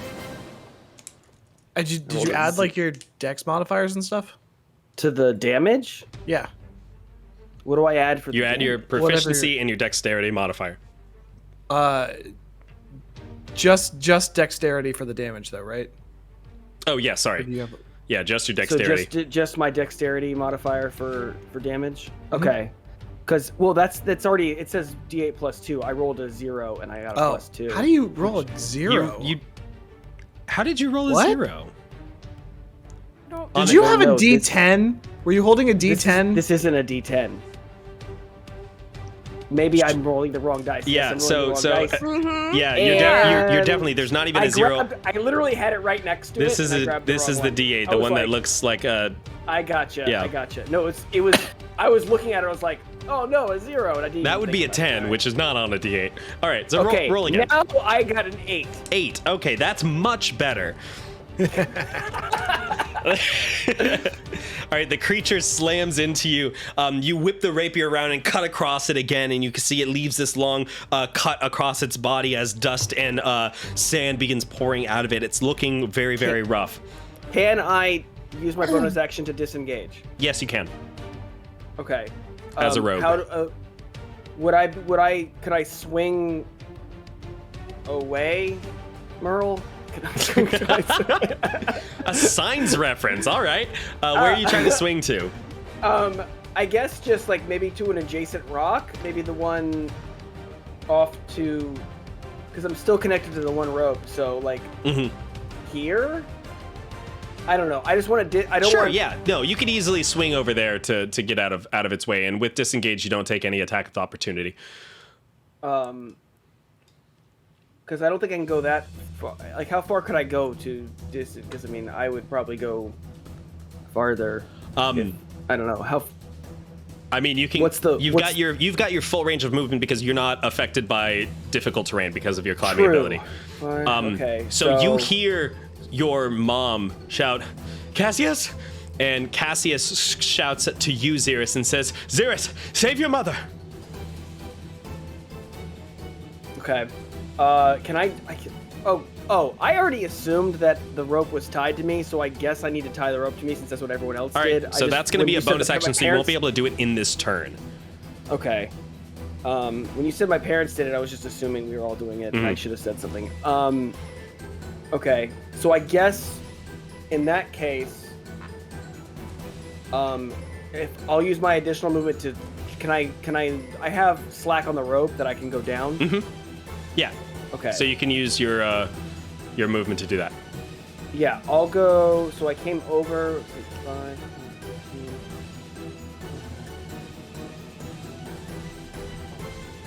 That's 40. Yeah. All right, there you go. So you're right next to your mom. All right. Okay. Next up is going to be Voxy. You got the rope tied so around excited. you. You've got your bow. What are you doing?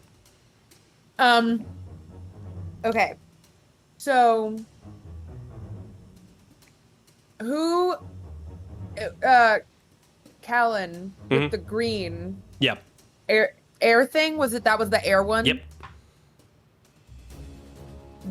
What's happening with him? Is he? I'm trying He's to figure like out who's in the struggling with it. most He doesn't imminent have danger. that much of a weapon. He has like a sword, and he's like swinging it wildly, trying to hit this creature. I mean, he's not a warrior, but he wants to give it his all.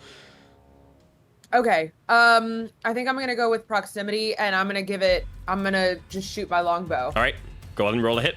You're aiming for the one right next to Yes. to Callan? Gotcha. Yeah, the green. Yeah. Gotcha. Roll a hit.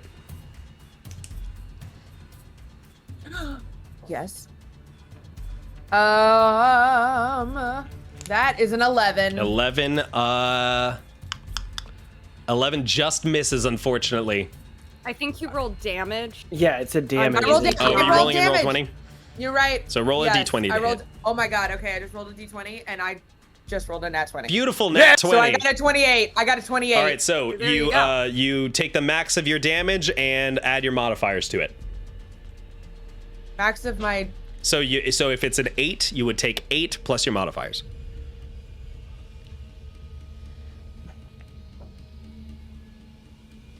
Wait. Let's see. My computer's bugging. Not a bugging computer. No. 15? 15? All right. Cool. Yeah, 15.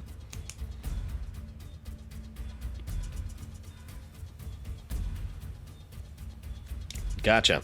You you pull back your bow and let it go, and it stabs into this creature. It lets out a sound and flutters away, grabbing onto the arrow in its chest as it's scrambling with it.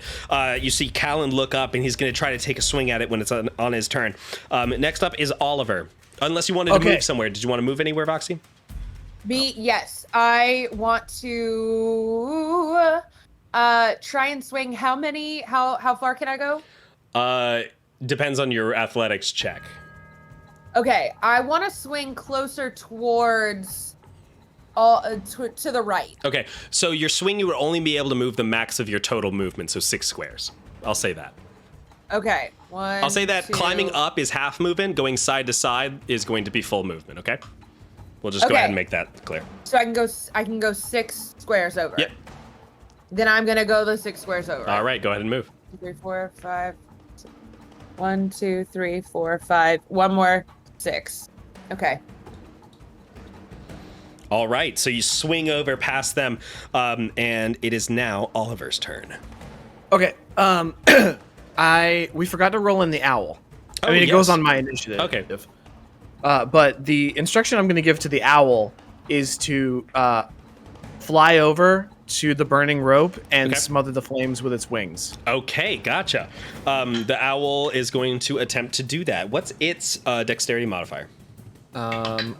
Shoot, sorry. It just rolled a 3. Doesn't matter. It flies over to it and starts patting at the fire, but you can tell that as it's trying to hover and fly there, it doesn't seem to be helping too much. It seems like the fire's not going out yet. Okay. I'm gonna just continue doing that. Okay. Don't let what's her name? Indani. Indani. Don't let Indani fall, and definitely don't let Pepper fall. All right. And then for me, my turn happening. I'm going to swing over to this dangerous looking fellow that's attacking our friend Callan. All right. And stab it with a spear. All right, roll a hit. All right. Hey, that is a Oh wait, my proficiency bonus went up. What is? Sorry. That is a 22. 22 hits. Roll damage. Where the heck is the? Oh, there it is. 8 damage. 8 points of damage. All right, so you take your spear and you thrust it forward at this creature. It stabs into it, and as you stab into it, you can see that it goes like, and you can see it start to swell up from the hit before it looks at you and goes, and it explodes. And when it explodes, there is a blast of air that comes flying off of it. Go ahead and give me a dexterity saving throw, DC 11. Okay. I got a 9. All right, so you are going to take damage on this, but it's not too bad. You're going to take 4 points of damage as you are knocked back 5 feet away from it. Okay. But it is now #currently dead. Nice. And then because I am now a level 5 fighter, I am going to use my second attack from extra attack. Hell yeah. To throw my spear at the fire guy. Okay, go ahead and roll to hit. All right, I have disadvantage on this one. Oh, 13. 13 just barely hits. Roll damage. Oh shoot! The downside of real dice is that gravity affects them. Sorry. Usually, if I'm playing with people in a room and we're playing at a table, if your dice does not hit the table, it's a crit fail, because if you can't hit the table, how the hell are you going to hit an orc? Yeah, I love that rule. That's really fair to us clumsy folk. That's why I gave you a dice box. To be fair, that drop was me moving it from the one dice box to the other dice box. So that's 9 damage. 9 points of damage. All right, so you take your spear, blip it back into your hand, and throw it as hard as you can. Or sorry, you didn't throw it. So you throw it, and it flies toward the creature. It slams into it as the creature does that same thing, that it begins swelling up before it looks out and goes. There's an explosion of fire from where the creature was, and the ropes tear and split, and now both of the ropes are currently gone. Hashtag currently gone. And Pepper and Adani are now in free fall. Pepper, I need you to give me a dexterity saving throw. I can't do anything to help, even if I'm close, right? Because you could. Okay, I'll give you advantage since you're right next to Pepper. I was right next to my mom. You're right next to your mom. Okay, so get advantage for Indani, who rolled a nat 20. So, Indani is being held by Xeris. Pepper, what are you giving me? Good. It's my mom, Pepper. It's fine. No, it's cool. I mean, I'm fine. I rolled a 9. All right, so you fall. The owl is there? And you are, the owl flutters down and grabs onto your shoulders, Pepper, and slows your fall, and you slam into that rock just at the bottom of the frame, and you skid, and you are now holding on for dear life on the edge of the rock. You are just barely gripping on, so I'm gonna need you to give me another check in a bit when it gets to you, okay? And then, I think finish it's my almost turn, to me, isn't it? Yeah, Oliver, anything else you want to do? I'm just gonna use my bonus action to zap the spear back into my hand. Throw it over to you. All right, Pepper, you're up. So give me another dexterity. You can do either dex or athletics to stabilize yourself and climb back up. I'm gonna do that. Okay. 19. 19. You grab onto it, you put your foot into a handhold, and you lift yourself up, and you are now up on top of the rock, safe. You don't have a rope anymore, though. Cool. What are you doing? I don't know. I don't have a rope. I mean, oh boy. I don't really got much I can do. You have any magic you can hurl at any of these critters? Yeah, I can, I will... I guess I can shoot fire now. My rope's gone. Who cares? I'll shoot a firebolt at the blue thing. All right, go ahead and roll to hit. I was like, what blue thing? It's white. No, it's got a little blue dot. 14 hits, roll damage. Okay. What the hell is fire? Firebolt's 2d10? Yeah, Firebolt gets seems- stronger as you go. That's so much.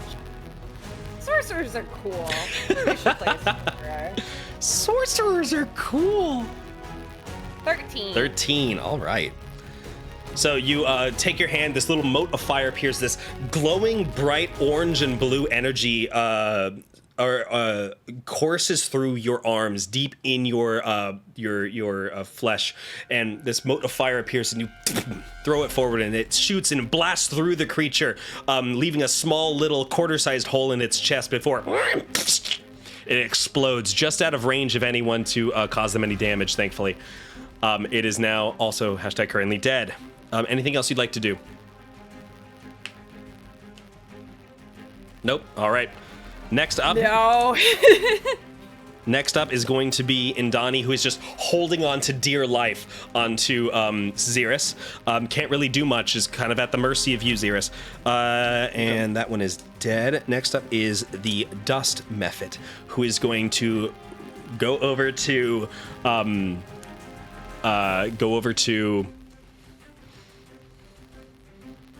yeah, it's gonna go down and it's going to start gnawing on the rope of your dear old papa.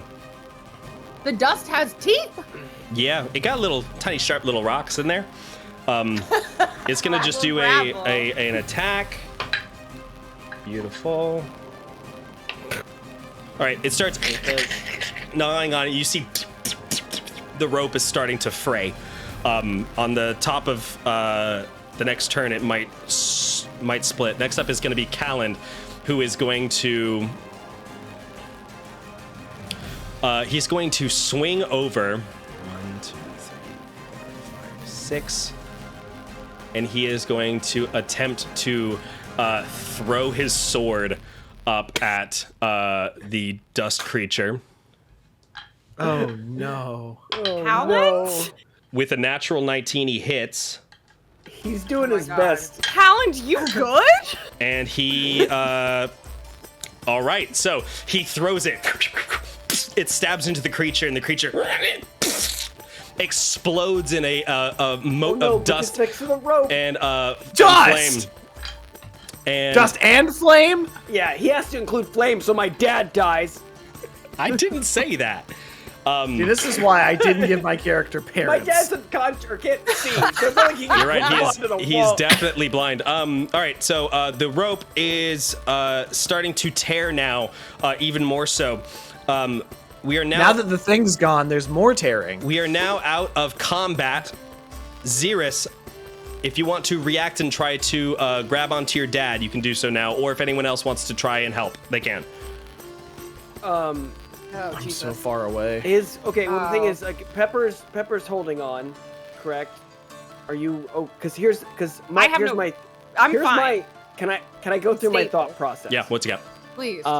My thought process is I should have plenty of slack on said rope to literally drop it down, so that both my mother and Pepper can hold on to it. Now, Sure. Yeah. Yeah. You definitely do. but my dad's also in peril. Yeah. So. Here's what I'm gonna have you do. Give me. That was my original thing. Was I was gonna drop the rope. Give so that me- I also we're have all the way down. mending, so I can fix the rope if you get it to me in time. Give me I a can also swing to him. Sorry. That's true. We're gonna do this. To Pepper. I can swing to Pepper. Gotcha. Xerus, give me a dexterity saving throw. Gotcha. We all want to help. No, you didn't. You No! My fucking didn't. dad! It's a critical failure. Oh no! Oh, honey. As Can you try I? to slip down on the rope, you lose your grip on Indani. Pepper, give me a dexterity saving throw. 13. You are able to catch her, but you go sliding to the edge of the rock, and you are now gripping onto the rock, holding on for dear life. And Donnie is just barely hanging on. You look over Xerus, and you can see the rope is starting to fray more on Cassius. All right, Voxy, Oliver, what are we doing? Go ahead, Vox. I'm gonna swing over and try and grab Pepper to keep them from falling. Okay. Am I able to do that? Yeah, go ahead and give me your movement, 6 squares. Does that include at an angle? I'm gonna say, let's see, 1, 2, 3. Yeah, sure. For this instance, you'll be able to swing down by just letting loose some of your rope, so that's not gonna cost you movement. Like, is there, there's good? Yeah, that's fine. So you swing down with Okay. your rope and you are able to reach out and grab onto Pepper's arm and start pulling Pepper and Indani back up onto the rock. All the 3 of you are considered safe at this point. Calland is going to attempt to swing over.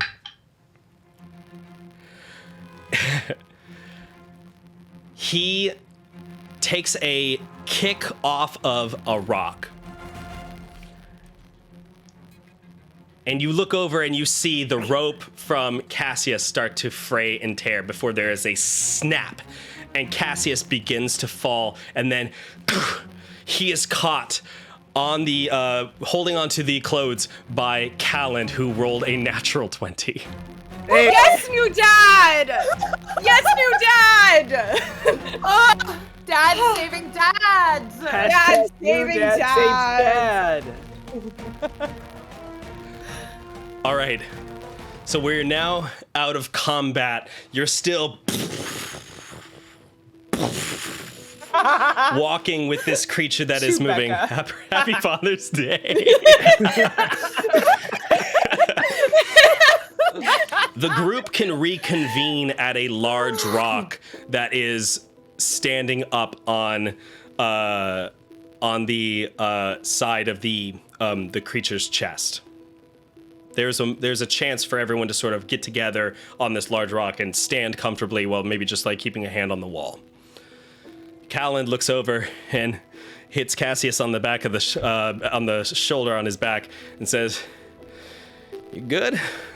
And Cassius is like messing with his eyes, and you can see that there is a little bit of blood coming out of the corners of them. He's like, I can't see. I can't see. Indani rushes over and looks at him, opens his eyes. They are bloodshot from the dust and the rocks that were blown into him. What's everyone else doing?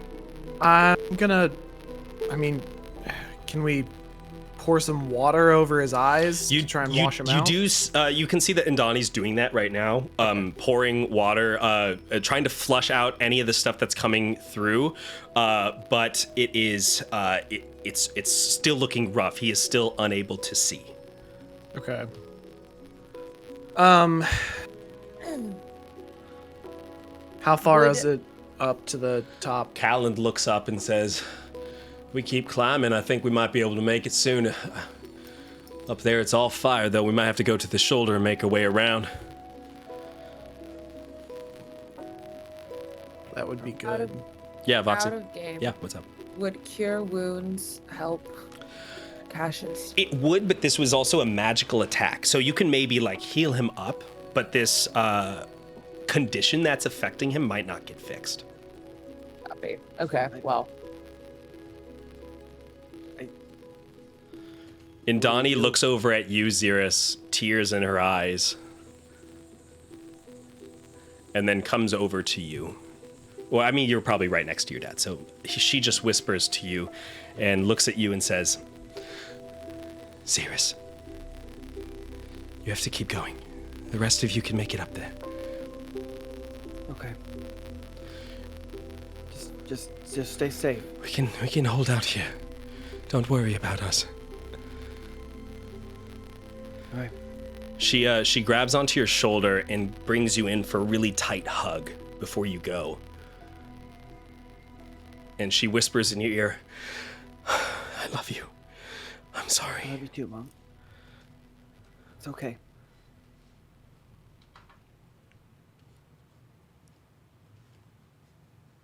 I forgive you. She pulls back and puts a hand on your cheek. Tears are pouring down her face as she does this. And she goes, We'll find you when it's done. Okay.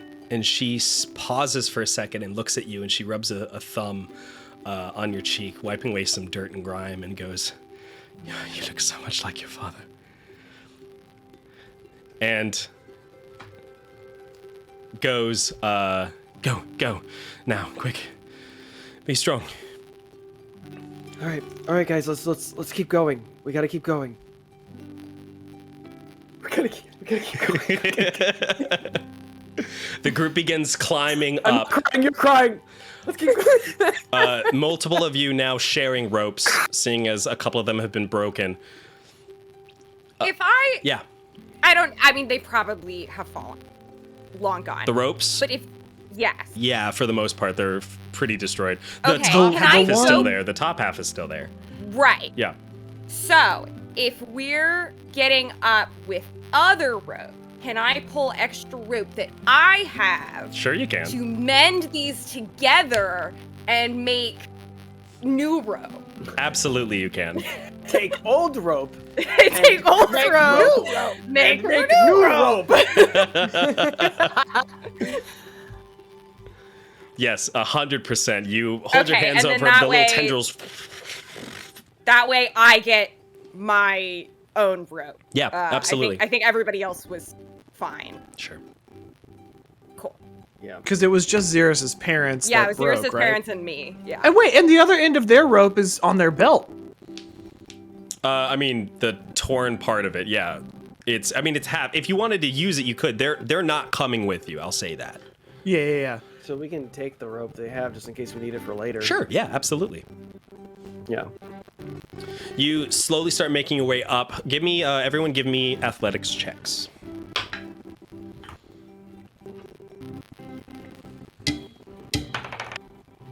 $18. 18. I only got a 10 this time. Okay. 14. None. All right. Most of you are making your way up pretty quick. Voxy and Calland are slowly coming up behind. Seemingly not used to this level of exertion while climbing straight up a cliffside of a giant fusion elemental's chest. You make it up now at this point to the...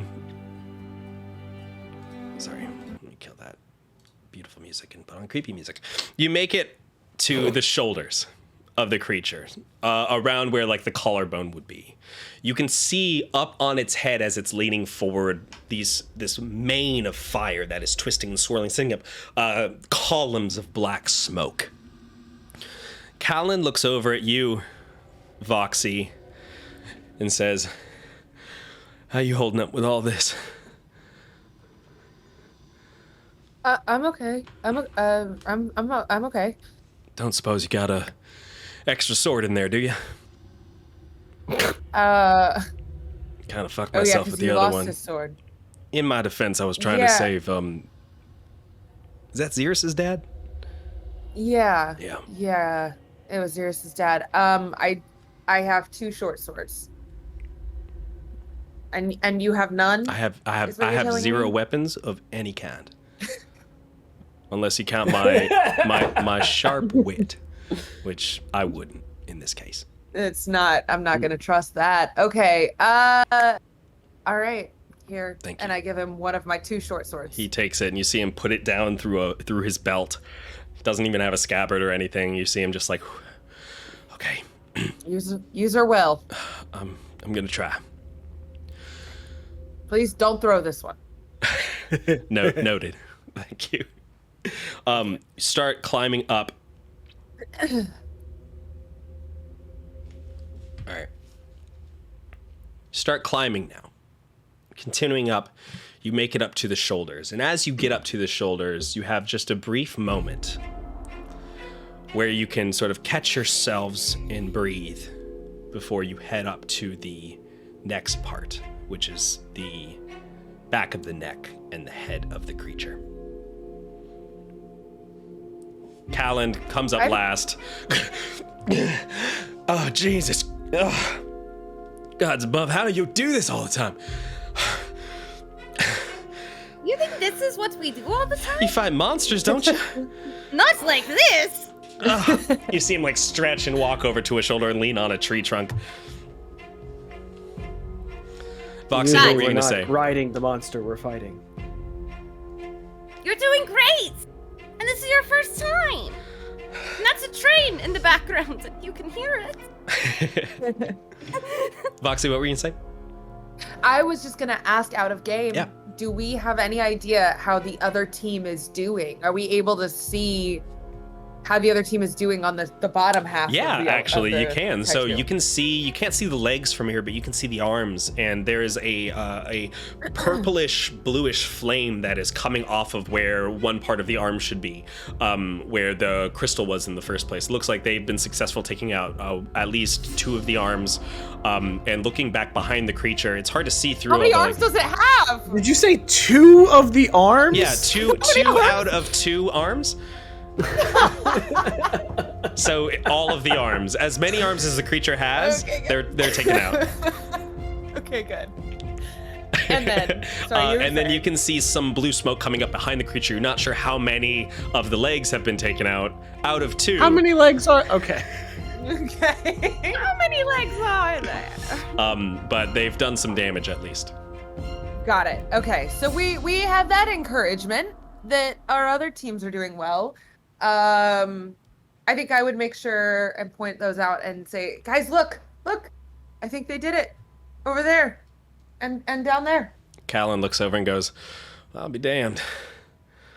All right. Looks like they held up their end of the bargain. Let's do ours.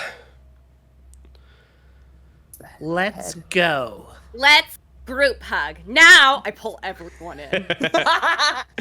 Everyone goes in for a large group I'm hug. just gonna be like this. He's squished in the middle, but he's enjoying it a little bit.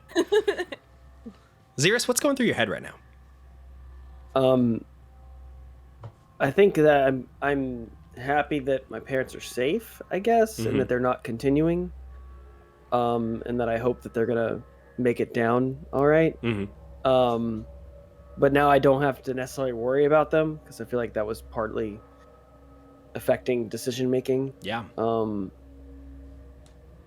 then How do you feel leaving them behind? I mean, they told me to go, so I don't think I really could have objected to that. All right. But clearly my dad can't fight, so wouldn't want him to go even if he said he would want to go, Gotcha. I guess. You look out in front of the creature, and you can see that Dawnspire is slowly getting closer. And you are quickly running out of time. We gotta go. Callan says, No time like the present. all right, let's do this. He starts heading up the shoulders. As you walk up the shoulders, the landscape changes. You can see large areas of the earth that is wreathed in flames. Large pockets of magma, of rock that has been split open where fire is pouring through it. Magma is pouring out of it. And as you round its shoulders and get up to the base of its neck, you can see its head, the back of its head. And you can see a large crown that has been erected out of the creature, pulled up from stone and magma and these dark crystals that come up and around the top of its head. And right in the center is a massive throne. And sitting in that throne is Virgolath. Old dad. He's sitting there, his arms at his side on the armrests, one of his legs crossed over the other. And as you walk up, He looks at you all and says, well, that took you long enough.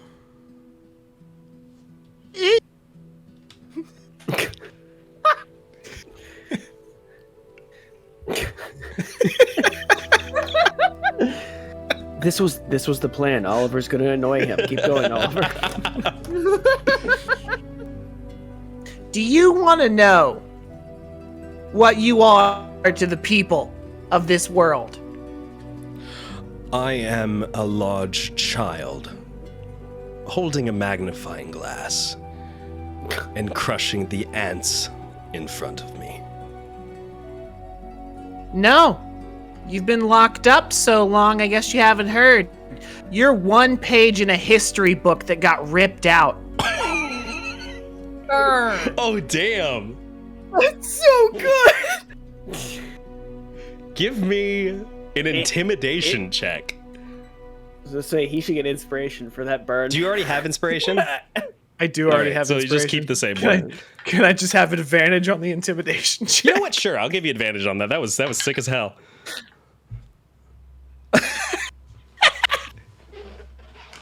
Are you kidding me? It's a 4. Oh. He with advantage. He's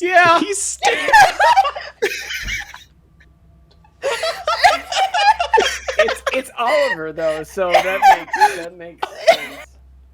I guess like the sickest bird ever delivered with the worst possible way.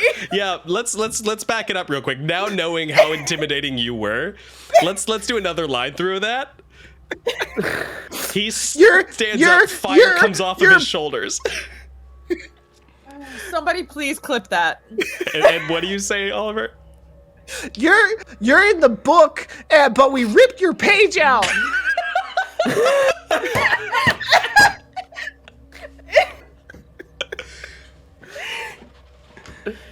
Ah, God. Jesus Christ. 4 is Oh my my favorite God. number, apparently. What was your other roll? Now I want to know. Well, okay, I have a -1 to intimidation, I think. Let me check that.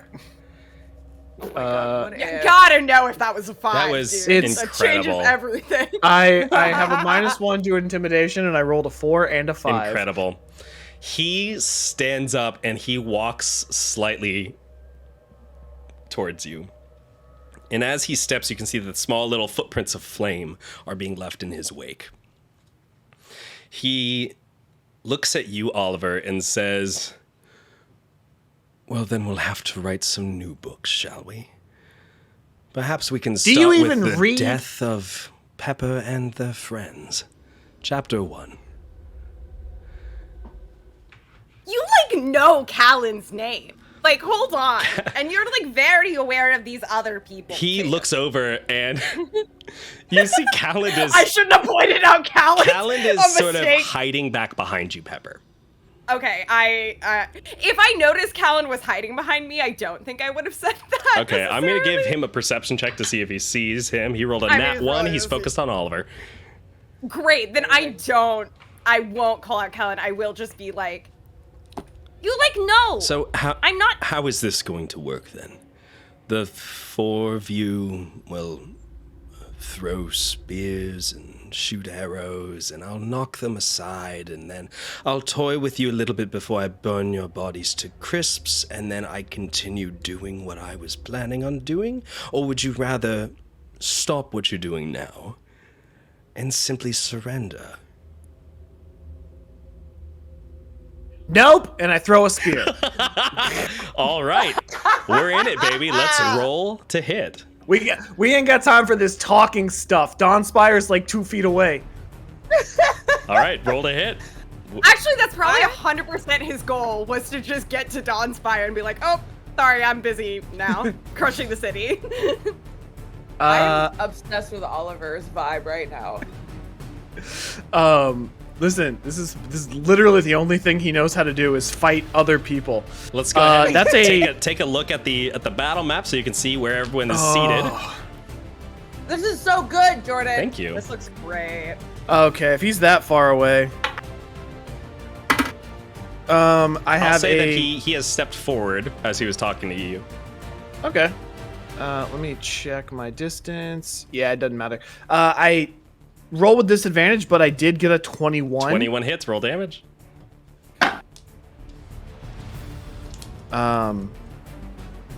8. 8. All right. Let me type that in my little thing. And then can I throw zap? No, I'm not gonna throw zap throw. I'm just gonna throw zap. All right. Let's go ahead and it appears back in your hand. That's what you mean by zap? Gotcha. Yeah. All right, so let's everyone go ahead and roll initiative. Virgolath rolled a nat 1. 12. I rolled a nat 20. You tried. Nat Oh, 20s. nat 20. Nat 20. I got a 13. I got a 13. 13. Okay, stand by. Nat 20 is on initiative. Wait, am I the never only one who- feel good though? All right. Am I the only one who didn't roll a nat 20? What? No. Am I the got only 12. one? No. Oh. No, I just, Yeah, Vox, you're the only one that didn't roll a nat 20. All right. Oliver, what'd you roll? How does that make A it? 7. All right. Xeris, what'd you roll? I'm this many. 12. 12. And what'd you roll, Voxy? 13. 13. All right.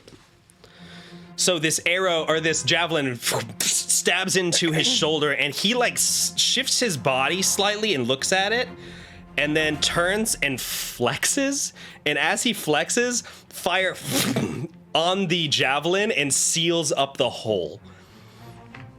And then you appear it back in your hand. He is. no, he's a dad. He's not a daddy. Stop. He's a daddy. Stop sexualizing my demon.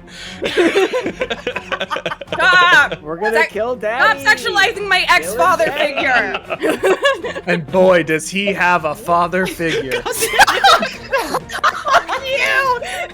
Vatty. Vatty. Fatty be with him because Virgil. Okay. Anyway. I'm so sorry. Guys suck. All right, Pepper, with your natural 20, you are up first. What is your plan here? I would like to pass.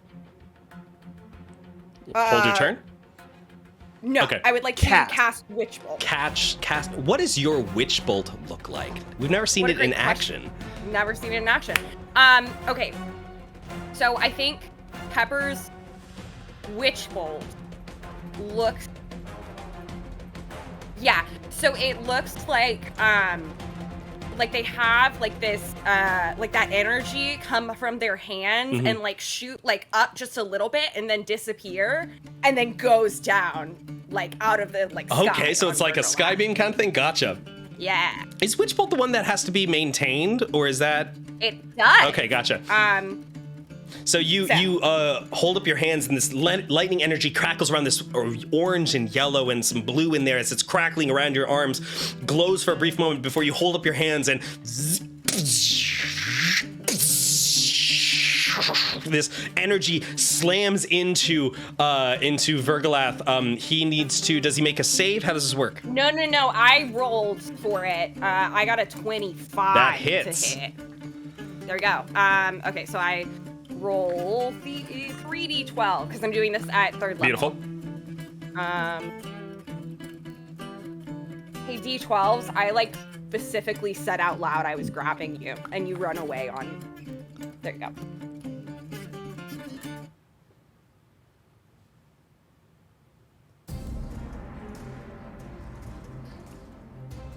Uh, 16. 16 points of damage. Beautiful. He lets out this this grunt as this energy slams into his chest. He holds up his hand, and you see him blocking the energy as it's searing across his arms and his palms. He's looking like that was a pretty powerful hit from a powerful spellcaster. I'm gonna. Can I have a? Yeah, free can I action to say speak. something? Yeah. Okay. I'm gonna go. Hey, Dad. Guess who didn't take all the magic away? He looks at you and just. And you can see him sort of, his lips curl up in a snarl. Next up is Voxy. Unless you wanted to move anywhere, Pepper. We got to get that crystal. I would like to.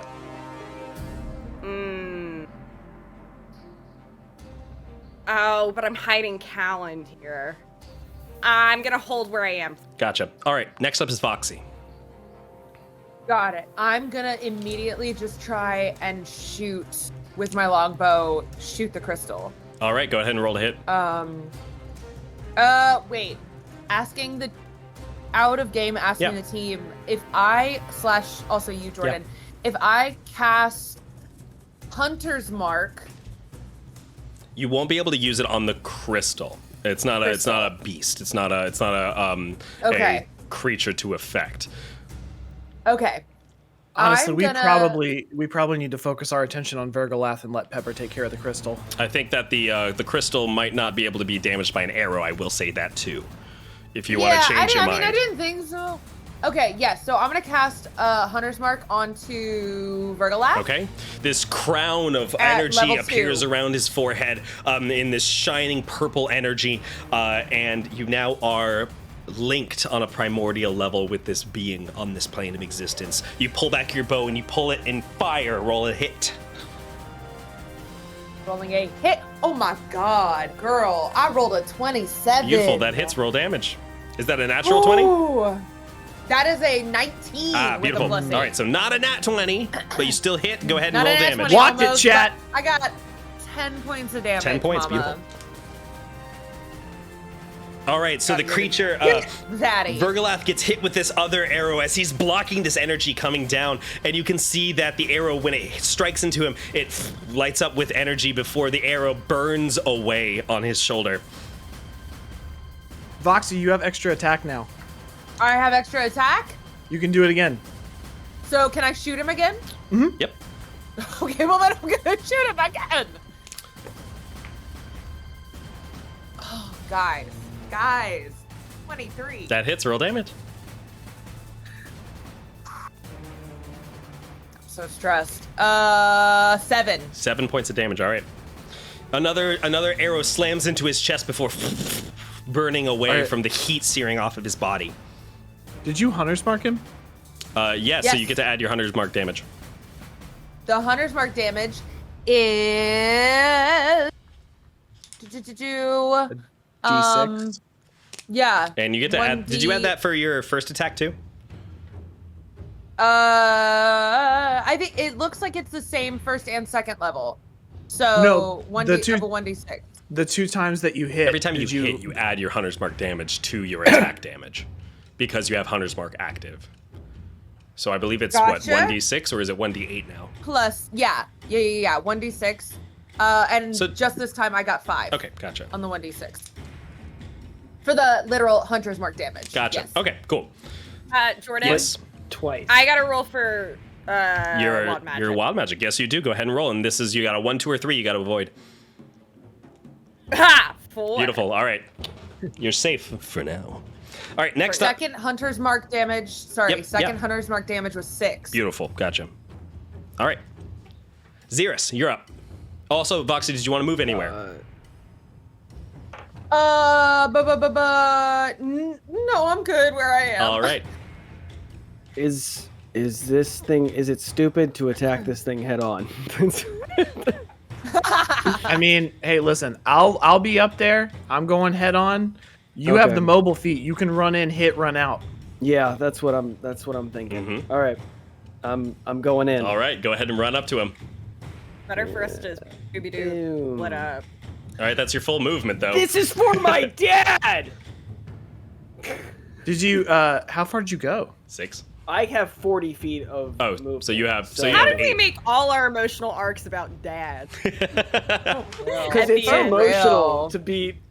Daddy issues are emotional. We Daddy knew issues the are- finale. Daddy The issues are finale was going to be universal. on Father's Week. We had to do it. Have to. That's true. All right, so what you doing, Xeris? I got a dirty 20. right. Sorry, rapier. All right, that hits. Roll damage. Okay. Beep, beep, beep. I'm rolling the correct die this time. I got a 0. 7. 7. All right, 7 points of damage. You take your And then- rapier out and spin it around and thrust it forward. It glances off of his stomach and cuts across his chest before you see him look down at you and smile devilishly. And then I'm gonna retreat. All right. I'm gonna go. Are you using your disengage? Yeah. No, it's how the much- mobile feat. He doesn't have to. Oh, gotcha.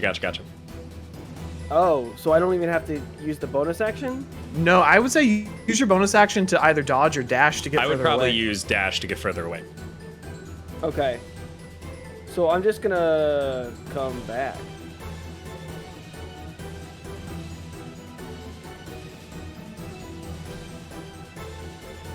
All right, next up is going to be Oliver. I'm gonna turn to Xerus and say, "Good job, Xerus. My turn." And I'm gonna run up to him All right. and Oh, I just Go. realized what I should have done. Shit. go full tilt with the spear. All right, go ahead and roll to hit. All right. Here's my first one. 23. 23 hits, roll damage. 9. 9, all right. Second one. Hit! That one's probably not gonna hit. That one's a 11. All right, that one misses as you throw the back end of the spear up, and he just catches it with one hand. Oh. This is the back end of the spear. Is the next one. Oh, okay, gotcha. So this one was you thrusting it forward. He just glances away with his arm casually. He hasn't even pulled out his weapon yet. Yeah, I noticed that. Now I'm gonna just like try to thwack him across the jaw if I can reach. It's okay. that. He rolled really badly. The one time he'll roll really badly this whole I know fight. the so one it's- time. 24. 24 hits, roll damage. Oh no, that one's a D4, not a D6. 6. 6 points of damage. Yes. Gotcha. All right, so you take the back end of the spear and you slam him in the cheek. His head doesn't even move. It just... and he looks down at you. Baddie. Next up is going to be Callan, who is going to... Oh god! Oh god! No, Callan. Callan, please, man. He's gonna hang Please back. don't lose my sword. He's gonna hang back Short sword. with you, Pepper, holding the sword with both hands, like really, really high up, and just say, "All right, Pepper, what are we doing?" I think I need to get Crystal, but I don't. I don't know. I think you're doing. Okay, get to the crystal. Got it. He is going to run 1, 2, 3 to here, and he goes, "Hey, Virgolath, you big red son of a bitch! Oh. No, red shirt. Come on, Oh, Callan. let's do this." Virgolath, Oh, honey. now on his turn, is going to, for his first attack, His first attack. look over Jesus Christ. and he raises a hand, and this energy appears inside of it before it goes into the ground. The ground quakes and cracks all around you, and then appearing in the center between all of you, a large fire elemental appears. It launches up out of the ground, and this fire spreads across it, and it looks furious. And I'm just gonna roll it into the initiative real quick. Amazing. Don't laugh like that. No, it just rolled so bad. It's like now after Virgolath, which is funny. Amazing. So now up is for his other attack. He is going to reach over, and he is going to swing his scimitar. He pulls this sword out of his scabbard, and you can see that it is wreathed in fire. This bright orange blade with a massive hilt and a chain hanging off the edge of the handle. This is like some anime bullshit. He takes it up, puts it on his shoulder, looks down at you, Oliver, and he's gonna attack you first. What's your AC? 18. 18. He hits you with a 23, and is going to cause 18 points of damage. Okay. Plus, okay, plus 8 points of fire damage as you are hit by this scimitar that cuts across you, leaving this this burning sensation across your body as your clothes alight and you pat them out briefly. This massive single hit. Next up is the elemental, who is going to go up and is going to first attack Pepper, and it's going to walk up to here. It's going to attack Pepper, and it's going to attack Xeris. First one against Pepper is a 21 to hit. That hits. Second one is against Xeris, which is a 15. Does that hit? Yeah, it hits. All right. So that's going to be 13 points of damage against Pepper. And, actually, hold on. How can we beat something that it hits us once and we're like mostly dead? Pepper, you are hit by this this elemental, and as soon as it hits you, your clothes light on fire. You're not taking damage because of one of your racial traits, but you are your clothes are starting to burn now at this point. You have resistance, right? So you're gonna take half damage. Yeah. All right, start of your turn then. So that's half of 13. And I have uncanny dodge. Good to know. Does that help? Stand by. You can use your uncanny dodge for sure. That's gonna half the damage against you. Let me double check uncanny dodge. Also, does fire? Am I immune at all to fire? Yeah, you are, bud. You're a tiefling. Okay. You have resistance. Cool. You take half as well. So then half of half. What is? Okay, well hold on. Order. So How does that work? the hit that you just took is going to give you half damage for the fire. That's going to be just fire damage straight on. Then as you continue to move, you are on fire. So you are going to continue to take damage. Your damage, Xeris, is going to be 4 points of damage. That's halved from 8. Pepper, yours would have been 6 points of damage, okay? Okay, perfect. 7 points of damage, technically. All right, so you are both now on fire, so I'm gonna go ahead and give you a little thing for that. And that is going to be the end of the fire elemental's turn. Next up is Pepper. Okay.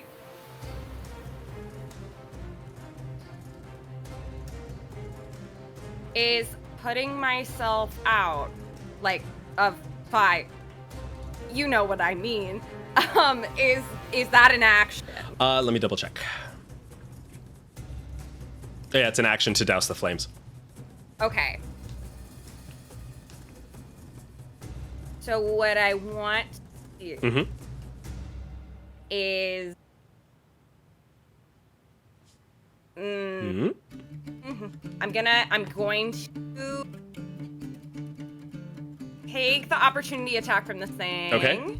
So it swings its hand at you, and it's going Can to. I shield it hits you with the as a natural reaction 20. on my. Okay, then I don't do that. That's going to be a total of 15 points of fire damage, Okay. which is halved to 7 Right. or 8. Great. So now I would like to instead of putting myself out, I want to cast Mage Armor. Okay, you put your hand on your chest, and spreading from your hand are these glowing armor pieces that appear on your shoulder and on your chest, and moving down to greaves, moving down onto your arms, gauntlets. You are now covered in this spectral armor. Okay. All right. Anything else? You didn't start that? Hey, bud. Sometimes you start, sometimes in the finale, you're a new class. Okay. Was your mage you don't armor a grab. bonus action? No, Okay. I'm pretty So sure you're gonna that's an take. action. You haven't doused the fire then, correct? No. All right. So you are going to take 1 point of fire damage. Ow. Okay. All right. Next up is Voxy.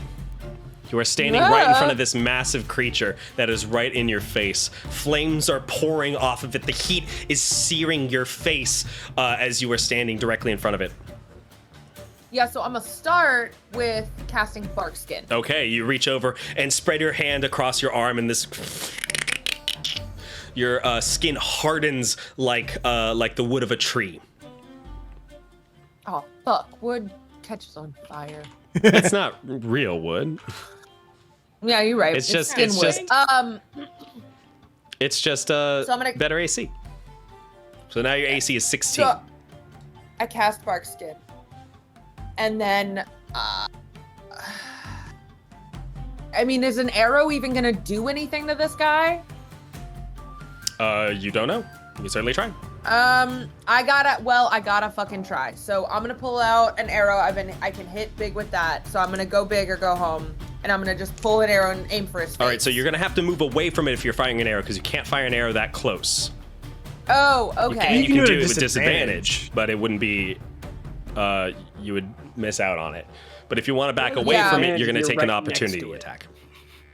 Well, the idea is because you're so close to it, it can just bat your hand away. Yeah, I got you. It was a joke.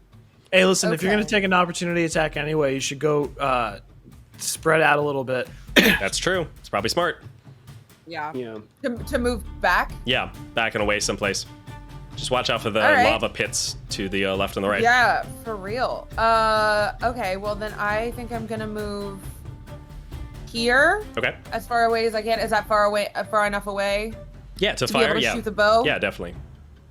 I'm gonna do a really cool like push back. Okay. He's going to Jump try to thing. hit you. So your AC is 16 now. Mm-hmm. And he rolled a 14. So he misses as this hand moves just as you jump out of the way, sliding back on the ground, sliding towards the maga before you stop for a second, pull back your arrow and fire it. Go ahead and roll to hit.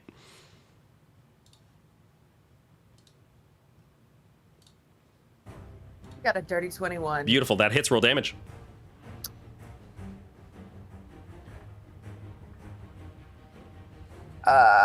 Four. 4. All right. Yeah. All right. Anything else you want to do, or is that all your stuff you can do? I don't know that I can do anything else. Can I do anything else? I think that might be it I don't for think you. so. I think that's it. Yeah. All I think right. that's it. Next up is Xerus. You're right in front of this massive creature. Yeah. I have two You are ideas. you are also everyone, and I gonna. would like everyone's opinion on what I should do next. And at the start of your Okay. turn, you are gonna take.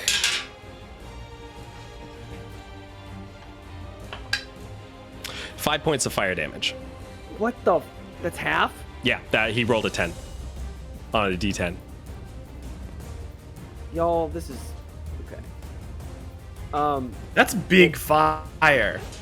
First of all, putting out the fire. Okay, so you douse it now. The fire is no longer affecting you.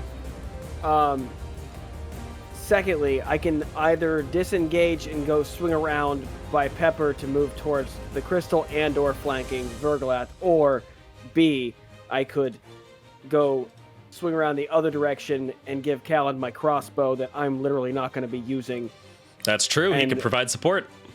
and he could provide backup. So, gang, what do we? Breakfast company, let's what we thinking? Well, I'm trying- you can't hit him this turn anyway because you used your action. No, I'm not on planning on.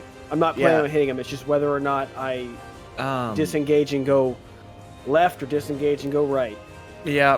I say go to Callan, but Yeah. And then if you really wanted to, what you could do is go to Callan and then come stand next to me, and I'll swing around Virgolath on the next turn and get flanking on him. That's true. You can custom some damage. But if I go next to Virgolath, he's gonna hit me. I mean, yeah, that's the easy on try. I'd rather be out of the distance and then move in and hit him. Yeah, no, that's away. that's fair. That's fair. Don't worry about me.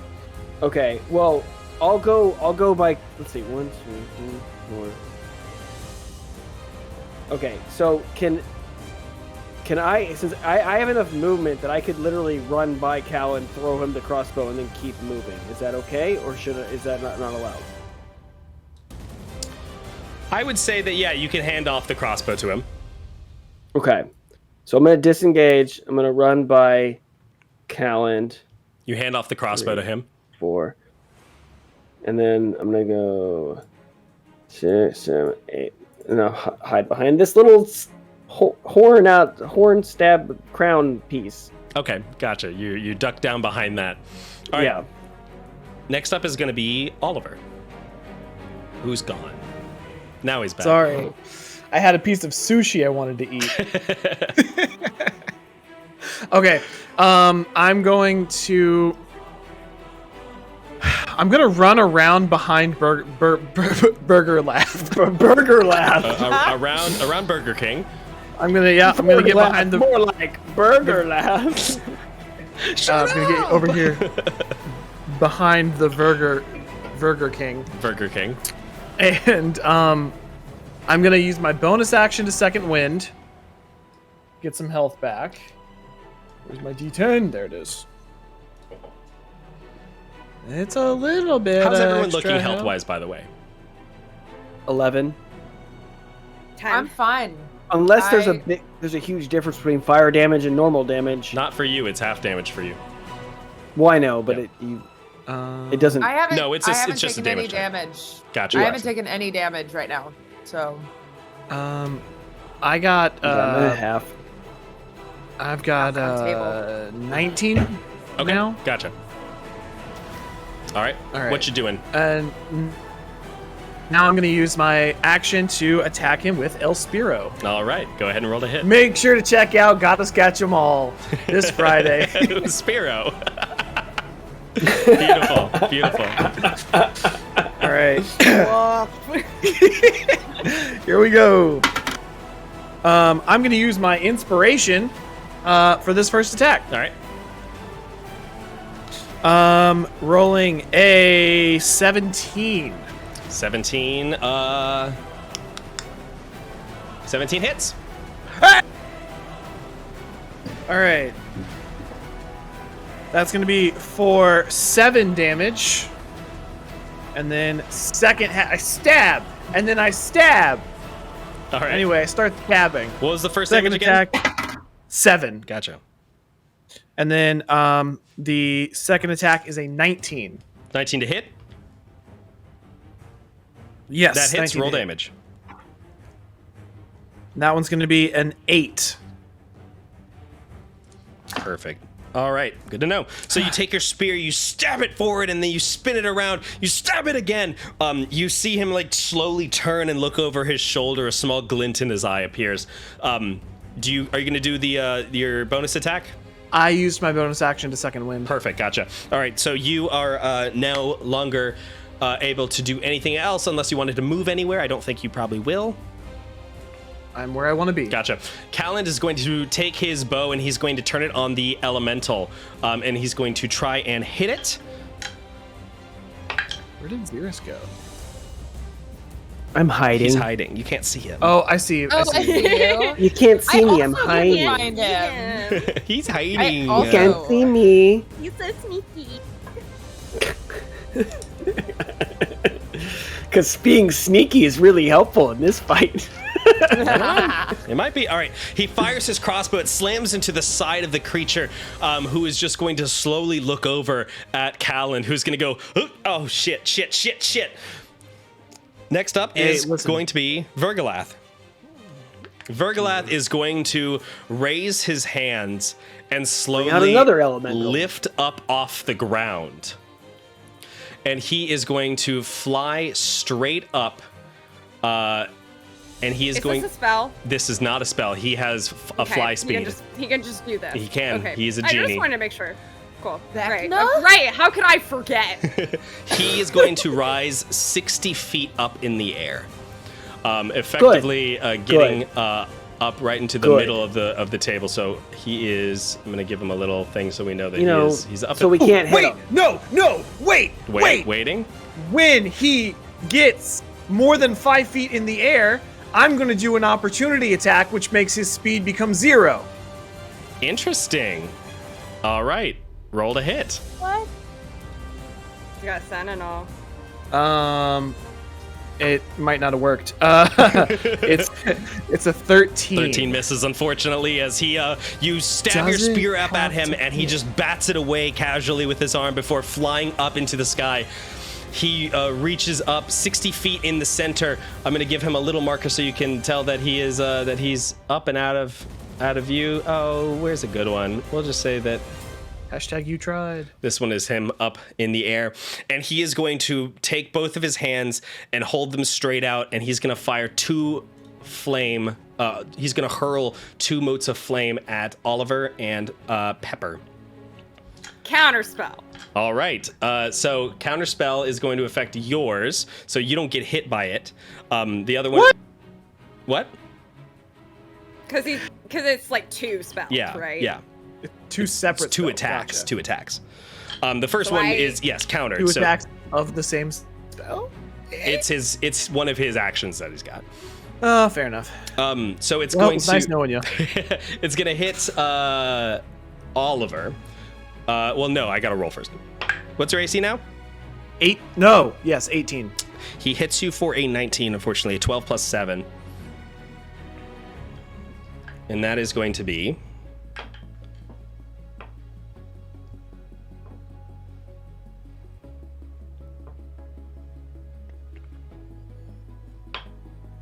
$18 points of damage as this fire Oh, we supposed to beat this? slams into the ground. Oliver, what are you at right now? 1. Okay, give me a perception check. Okay. I got a non-natural 20. I've realized that all of my efforts were futile. You are looking up at Virgolath now, seeing him up close. And when you can see him up close, you can see that there are multiple glowing wounds on his body. One on his chest, one on each arm, one on the back of his legs that are slowly smoking. And when he flies up and away from you, you can see that there is another small little speck of glowing energy on the back of his head. And you turn and you look at the crystal right next to you. Next up is the Elemental, who's going to go after Voxy. Run up to you, Voxy, and is going to make a slam attack on you. It's going to try to hit you twice. Your AC is 16, right? Yes. First one is a 10 that misses. Second one is a natural 20. All right, so that's going to be 15 points of fire damage, and you are now currently lit on fire as well. Fire damage isn't different for me, is it? No, I don't believe so. You're an elf. Yeah. All right. No, there we go. All right. And that's going to be its turn. Pepper, at the top of your turn, you hear a noise. A whistling sound up in the air. And you look up just in time to see falling from the sky are large rocks. One slams into the top of the creature, another one slams into the side of the throne, knocking it asunder. Virgolath turns his attention, looking away from the group now, looking over towards Dawnspire. And you look over at the edge of Dawnspire and you can see a row of trebuchets on the first tier launching rocks towards the Elemental. Go ahead and give me a dexterity saving throw. Oh, less cool. Yeah, this would be cool if it helped us. 18. All right, you look up as you see a rock. You dodge, roll out of the way, and the rock slams into the ground right where you just were. And you look up, and you are shaken for a brief moment before looking up again, and now it's your turn. Jordan, would you say I just stopped, dropped, and rolled? Yeah, for sure. So I'm not on fire. I love this logic. No, you're no longer on fire. Okay. Amazing. Great. I would like to. I will say that at the top of your turn, though, you should have taken damage, so you're going to take 2 points of damage.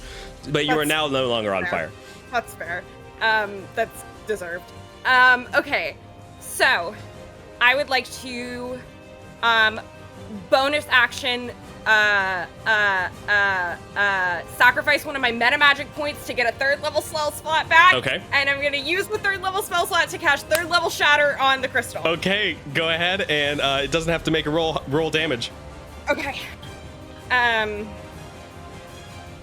This is 4d8.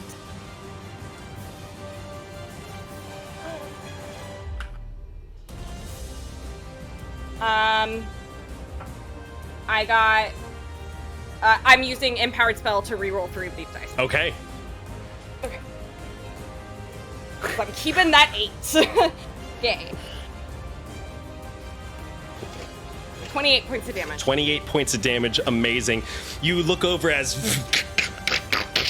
the giant crystal cracks and fractures up the middle. It looks like it needs one more hit in order to be completely destroyed, but it is broken and breaking up. It is looking rough, and you see Virgolath quickly look over at the crystal and look furious. Next up is Voxy. Yes, okay. So, what is the status of the elemental? Very angry right in front of you. Well, yes. Single? Thanks. Single Thanks. and ready to mingle. But he's not like hurting or anything. I mean, like, he is not that hurt. He's taken a couple hits, and they have been from like arrows. Yeah. Copy. I'm gonna, I'm fucking on fire. Yeah, right you now. are actually. You're gonna take fire damage, so that's gonna be 8 points of fire damage. Right. What? Another 8 points? Yes. It happens at the start of your turn. I know. Okay, so I think I'm just gonna have to take my short sword out and just go for, because I don't have anywhere to go. I can't get out of the way. Or, yeah. No. I'm gonna get out of the way. Okay. You are gonna take. I'm gonna. If you want to disengage using your action, you could run away and not get hit. You won't be able to attack on this turn, but you'll be able to get away from the fire elemental. Yeah, that's what I want to do. So I can go 6, right? Yep, 6 squares. 2, 3, 4, 5, 6. I'm gonna end up there. All right, you are out of range of the fire elemental now. Can she put out her fire, or is that an additional turn? Am I able to? That's an action, which is going to be, you've already used your action to disengage, so unfortunately no. Can you? What if I rolled? What if you fell? What if I did a cool roll I caught Jordan on a word technicality. I mean, hey, what if she agreed to a somersault right now? What if she agreed to go prone at the end of her movement? You know what? Sure. If you fall prone, I will roll to see if your fire goes out. Okay? How's that sound? Disengage, drop, roll. So I will say that I'm gonna go ahead and roll. If you get a 10 or less, it goes out. If you get a 11 or higher, it stays on. Okay. And that, kids, is how you bully your DM to get what you want. Is it bullying? If I agree, it's a 7. Your fire goes out. Yes! Thank you, Oliver. Remember, kids, bullying gets you what you want. All right, next up is going to be Xerus. Can I? Is a sword do any damage to the elemental? Is that even gonna? It looks like it's any of the normal non-magical attacks have been doing half damage.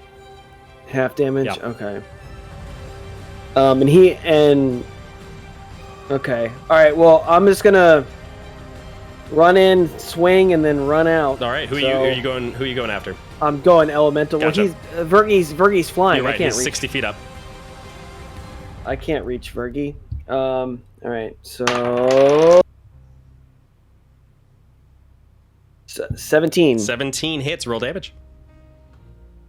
Beep beep beep beep beep. I was gonna get flanking, but then she moved. Zowie. 5. 5 points of damage. Gotcha. And then disengage with mobile, and then bonus action hide. Gotcha. All right. You are back there again. All right. Next up is going to be next up is Oliver. Oliver, what you doing? Okay, how's the crystal looking? Crystal's looking rough. A good hit that would probably crystal. break it. Okay, I'm gonna. So I just did that thing where I looked at his neck and then I looked at the crystal, and then I look at Pepper, and then I look back at Virgolath. I see that he's looking at the crystal. It's definitely like a cut. Yeah. cut.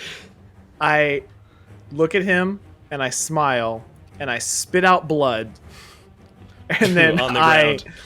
And then I'm going to run over and like get down as close as I can to the base of the crystal, like right up next to it. Okay. Like would here be an okay spot to be? Yeah, sure. Okay, and then I'm gonna cast Thunder Wave. Okay. Gotcha. Go ahead and roll damage for that. All right, Go team. 8. 8 points of damage. Let me see. You gonna roll for the I'm crystal? rolling for the crystal to see if it completely breaks. I don't have HP for it. All right, so there is a energy wave that comes off of Oliver, and you see the crystal as the crystal shatters and breaks apart directly where you are. You see Virgolath let out a scream of pain and then collapse down out of the sky and land on the ground. He's still up, but he has been dealt a very, very heavy blow. And you know his ankles are hurting. They are. All right. Oliver, His anything else you dad wanted ankles to are do? hurting. How's Dad looking? He is looking, he still looks pretty together, but he is not, he's not bloodied yet, I'll say that. Okay. That's not what I wanted. I'm gonna look at Voxy and just go, I trust you. And then I'm gonna run in, I'm gonna action surge, and I'm gonna attack with a spear. All right, roll to hit. Get an extra action. Here we go. That is a 23. That hits, roll damage. Nice. 8. 8 points of damage, beautiful. And then second attack is a 21. 21 hits, roll damage. That's going to be 7. Gotcha. And then I'm going to go in with the bonus action blunt end. All right. That's a nat 1. All right, you on the last one, he spits out his own blood that pools in like this magma before cooling on the ground into a hardened stone. And you see him look over at you, and when you hit him with the spear, he grimaces. You hit him with the other spear, he grimaces again as he slowly starts to stand up. And by the time you get to him with the blunt end of the spear, he catches it in the air. Next up is going to be Calland, who is going to run over 1, 2, 3, 4, 5, 6. Over here, and he's going to fire a crossbow bolt at Virgolath's back. Does he have flanking right there? No, not from that distance. What an idiot! He ran too far. He's He's can't. never been in a fight before. He fires the arrow and it glances off of him. Yes, you get 2 attacks per action in level 5, Boxy.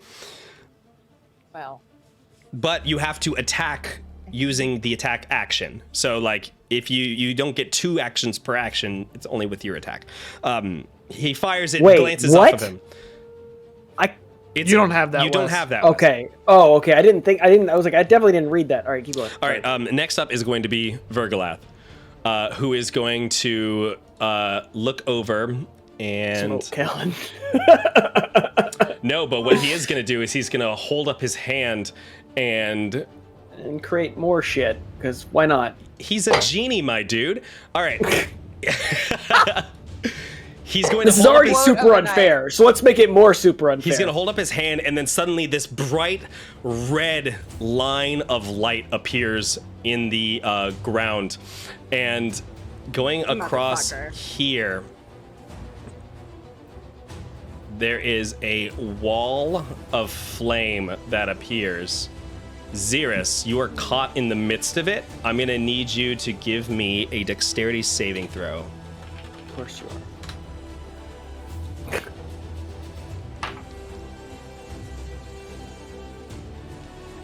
17. All right, you do succeed, so you're going to take half damage, but you also have resistance, so you'll take half of that damage. So you're going to take a half damage. I succeed and still take damage? Yeah, it's called half damage, my dude. Get ready! Is it a fire damage, though? Yeah, so that's why he's getting a half damage. Okay. Half of my half. I thought I heard the word half, an oddly large number. I'm not close to dead enough for Jordan's sake right now. So I told you this is going to be a tough fight, my dude. All right, here we go. Stand by. So that's 3...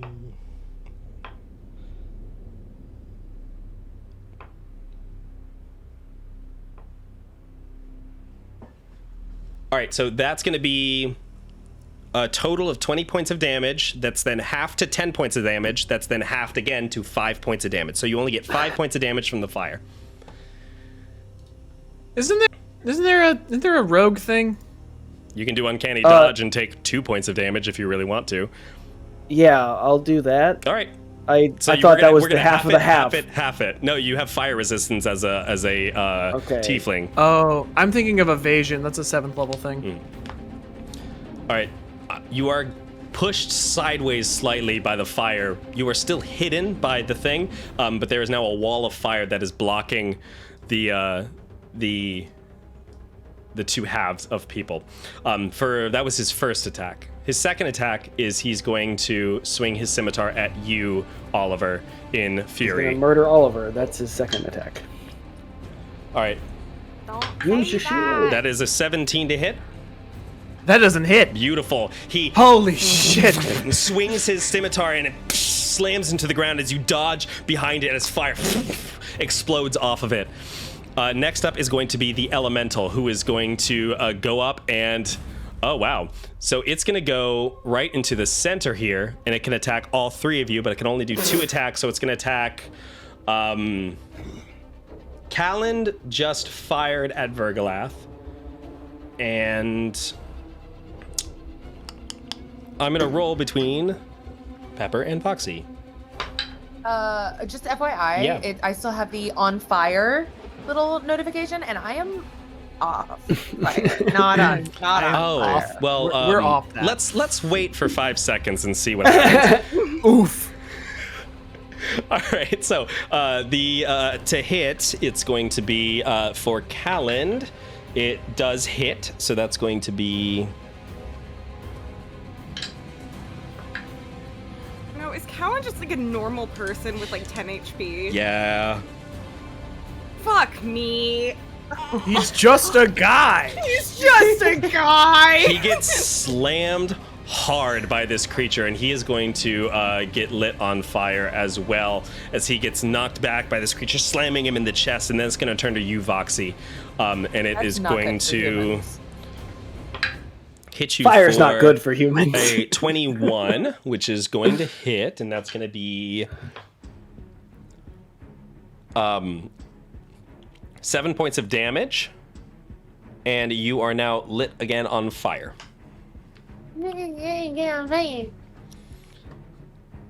Pepper, you're no longer on fire. No. Take that off again. All right. Top of the round with Pepper. Pepper, what are you doing? Callan is looking really rough, I will say that. Okay. I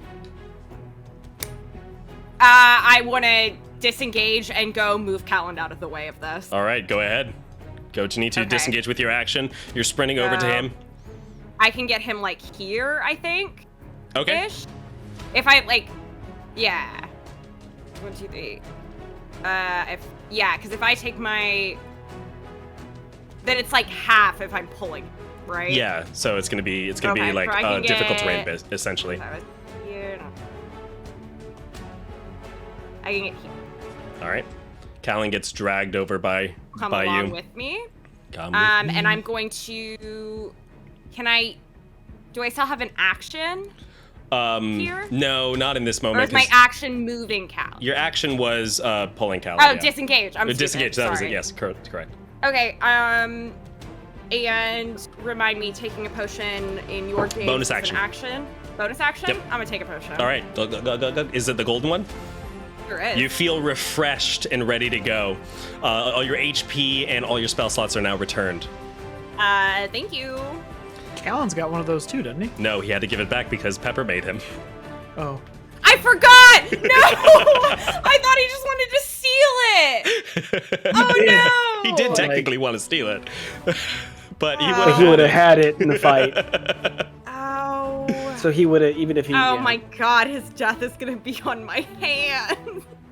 All right, anything else you want to do? No, that's what I got. All right, Voxy, you're up. All right, I think I'm what? Before we get a little bit farther, reminder, if you are knocked unconscious and you take damage, it is a death. So you might want to put out your flames as much as you can. Speaking of, Voxy, you're going to take 9 points of fire damage. Oh no, I'm okay, guys. This is not good.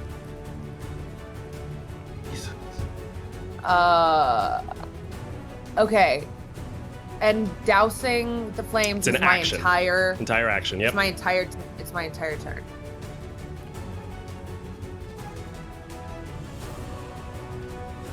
The crystal's done. Crystal is destroyed. Right. Virgolath has been dramatically weakened by the hit. Okay. Something team. tells me we have to hitting the elemental makes 0 sense, and we have to focus all of our attacks on Virgolath. Yeah. I have two thoughts. One But there's is also a douse wall my- of fire. Yeah, one is douse myself, and then wait for the next turn if I survive, which I won't. Two is if I could run and take a falling shot at Virgolath because I have Hunter's Mark. You're going to be using your action to douse yourself. You won't be able to make attack in this turn. I'm saying if I did it while on fire. You could do that. You will take an attack. Voxy, You will take an attack of opportunity by the creature if you run away. Listen. Focus on not listening. being on fire. Don't die because you let yourself be on fire. But I have to be a hero. Voxy, You will be. Voxy, I want you to make God the choice. just told you to put yourself out. I want you to God make the choice that feels definitely right just for said- you, for your character. God says, put the fire out. Listen, Foxy, I understand wanting to be a hero, but dying like that is dumb.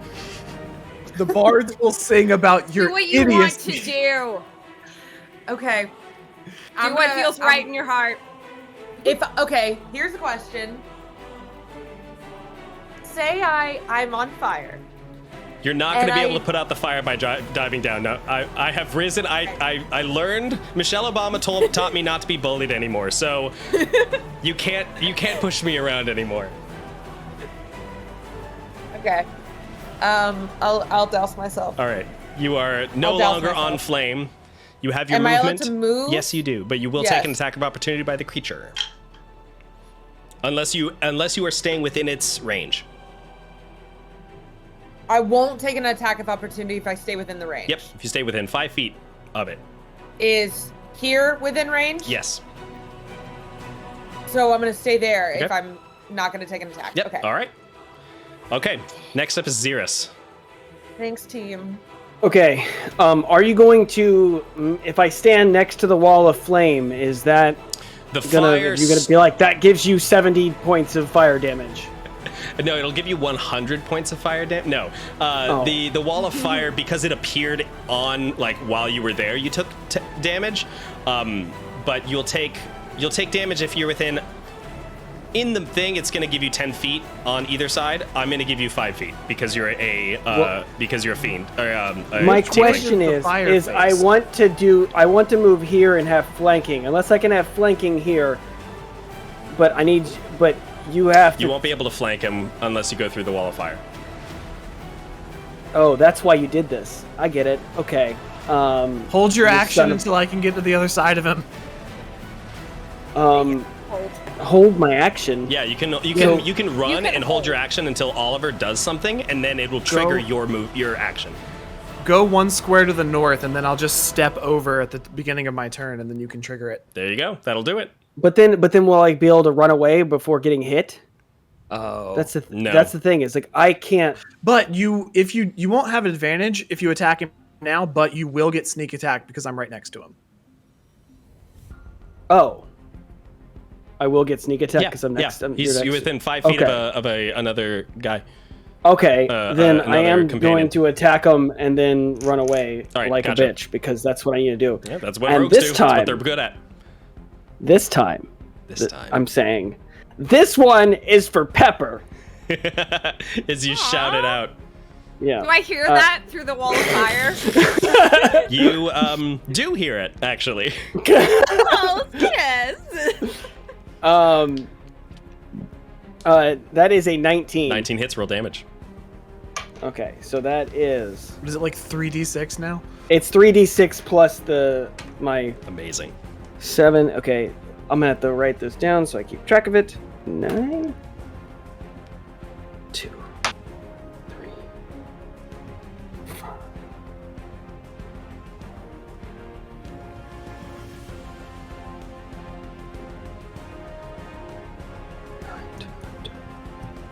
16 points of damage. 16 points of damage. Beautiful. As you slam it, he's looking, he's not bloodied yet, but he's looking rough. I'll say that. Then I'm running. Right there. Hiding. You sprint and you hide back behind that, getting real close to that wall of fire, but with your fiendish blood, you're able to handle the heat. Okay, if I'm going to say, if you're going to tell me I take damage, I'm moving a little bit. No, you're fine. All right, next up is going to be Oliver. All right. I'm gonna just step here first. Now that I've seen where Xeris is attacking from, I'm gonna go, "Hey, Fire Daddy!" Spit out more blood. Mm-hmm. I didn't hear no bell. God damn it! Attack with my spear. All right, go ahead and roll to hit. Oh my god. That one is almost definitely a miss. Right. It's 11. Yeah, That's misses. the math. All right, attack number 2.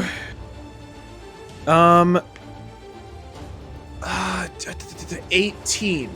18 hits, roll damage. Okay. That one's gonna be 10 damage. All right. And then backside strike. 15. 15 does not hit, unfortunately. Okay. As you swing the butt around, he dodges past it. He's looking really rough, though. He's starting to look like he's panicking. Next up is going to be Calland, who puts out the fire on him and is going to move around next to Pepper. And you see him looking around, and he is going to hold his action. His trigger is, if anything looks like it's going to hurt Pepper, he's going to try and attack. All right, next up is Virgie, who is going to, I mean, he's not going to be happy with you, Oliver. He's going to give you 2 scimitar attacks. Okay. No, I lied. Yeah. He's going to do 1 scimitar and 1 flame. Did you hide, Xeris? Yes. Okay, so it's going to be both of them at you, Oliver. Sorry, buddy. All right, first to hit is... Are they both attacks, or is one of them a save? The first one definitely hits with a natural 20. How much HP do you have? 1. Okay.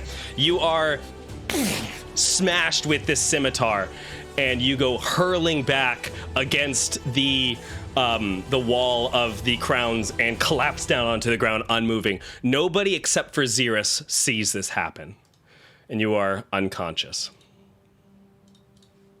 Next up is going to be the elemental, who is going to try and attack Voxy. First, can you take me off of flames? Yep. I mean, he's gonna hit you, which is gonna set you. True. Good point.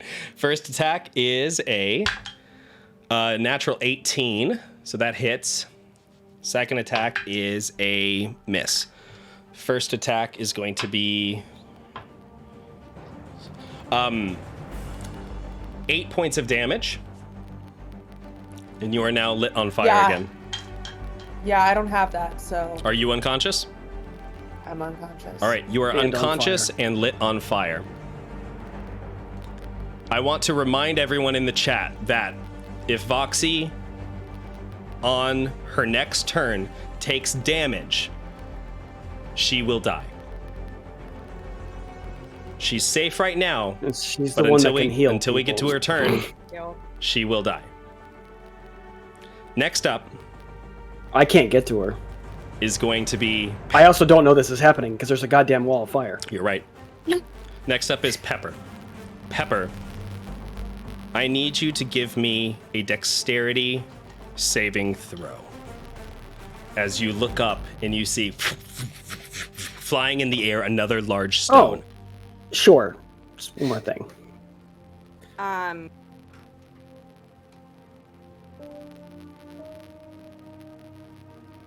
16. My mic just didn't pick that up. Sorry. 16. All right. Yeah.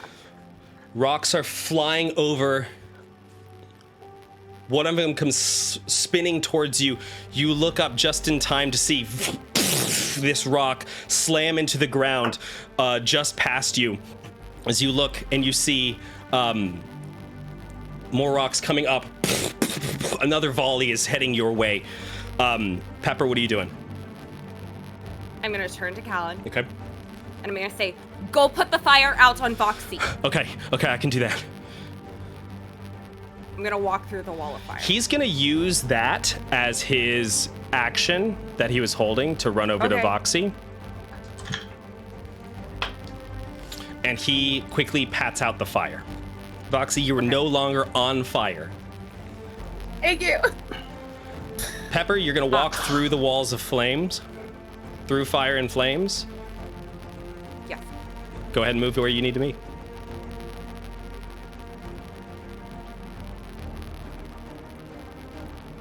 You step up through the fire. You are going to take damage from that. Sure. That is going to be... Go ahead and give me a dexterity saving throw.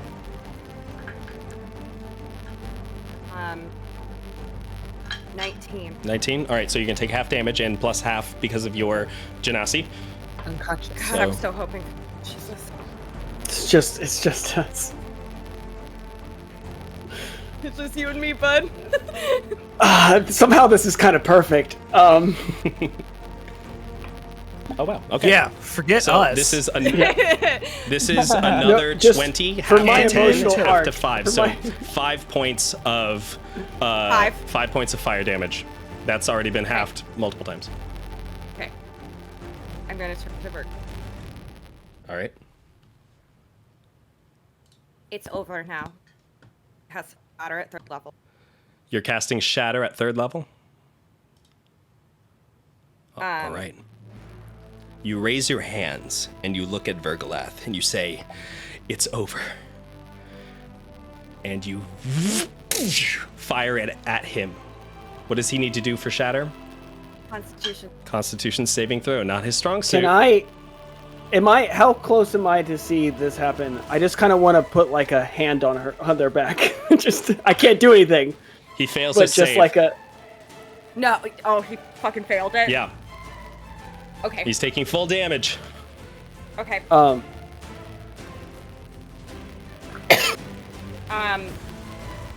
Empowered spell, re-rolling. Rerolling.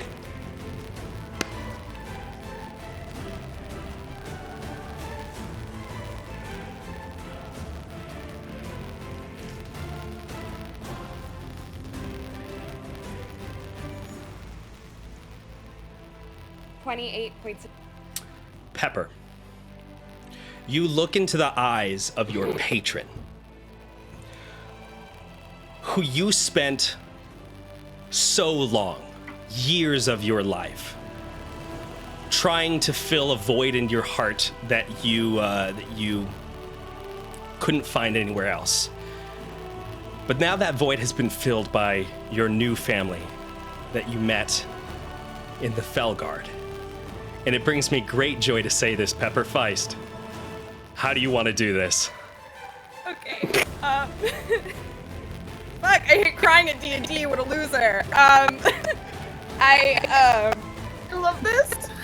I'm just gonna, I'm gonna reach into my chest like I did for the first time that shatter happened, and I want to look at him, and I want him to know that this came from me. And I'm gonna reach out, and I'm just gonna throw it at him. All right. You hold this energy, and it suddenly slams into his chest, and you see this energy explode outward, coming forth from his from the center of him. Organs, blood, fire goes flying out as the shatter spell erupts inside of his chest. He collapses down to his knees and looks up at you and goes, Pepper, I knew you were strong. And collapses down on the ground. And you have killed Virgolath the Ifriti. I'm gonna go run to my friend Oliver, who I think I see now. You go sprinting over to him. What do you do? God, I really want this medkit to work, man. All right, give me a roll. Okay. It stabilizes, but if you roll high, I allow it to bring you back to 1 HP. Okay. 16. So you use this med kit and crush up some herbs and put it into his mouth, and you see him come alive for a second as he reaches down. His body is burned badly, but he is at 1 HP. Oliver, you are now no longer unconscious. At the same time, you look over as Calland reaches into his sleeve and pulls out a small bottle of gold liquid and pours it into Voxie's mouth. And he looks at you, Pepper, and he winks. I'm gonna go. I'm gonna wink at him back. Voxie, you are now back up to. Oh my god. And the creature starts to shake, starts to tremor as it slowly moves down. I need everyone to give me dexterity saving throws. Oh no. How do I get out of Damn it. dead? On D&D Beyond. I got a 1. A 1, okay. Just give yourself hit points, and it'll clear. I got an 18. Okay. Oliver? I got a 9. Was it? A 9? You said dexterity saving throw? Yeah. Not 20 plus 6, baby. Okay, so Oliver She's and back. Xeris collapse down onto the ground as the creature goes from a standing position down to its knees, shaking everything around it.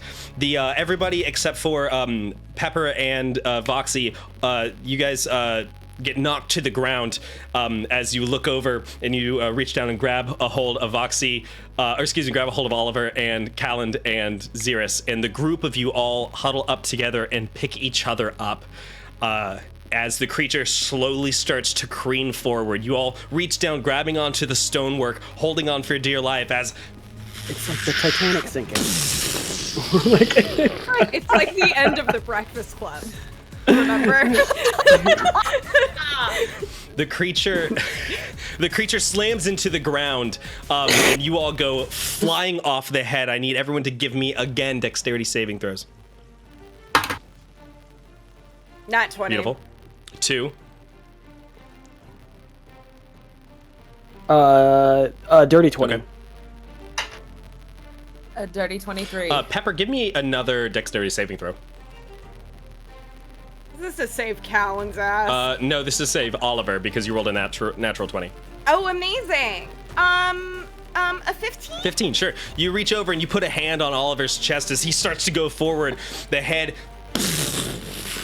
grinds against the ground, just mere, probably a mile away from, or not a mile, excuse me, a mere like 300 feet from the front of Dawnspire, out into the fields of this grass. You all go tumbling down across the earth and land in the grass together. Callan looks up and, God damn. How's everybody? I spit out blood. The camera looks at the group. Pepper, what were you gonna say? We're alive. Callan goes, God's damn right we're alive. And he starts laughing.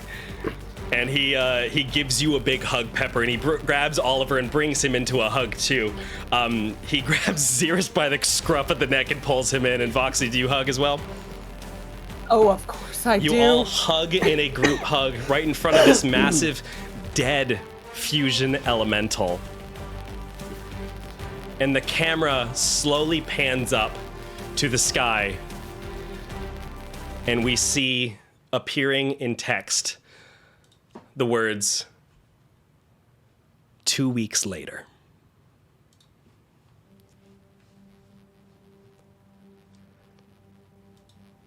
You are all standing in a small dark room. You all are wearing very, very fine clothes and looking at each other.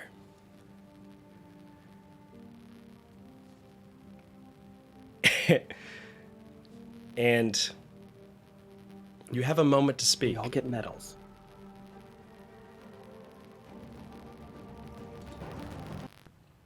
So we're just wearing nice clothing in a room? Yeah. Is that what you Yes. 2 weeks have passed. You're standing inside of a small, dark room. There is a curtain to your right.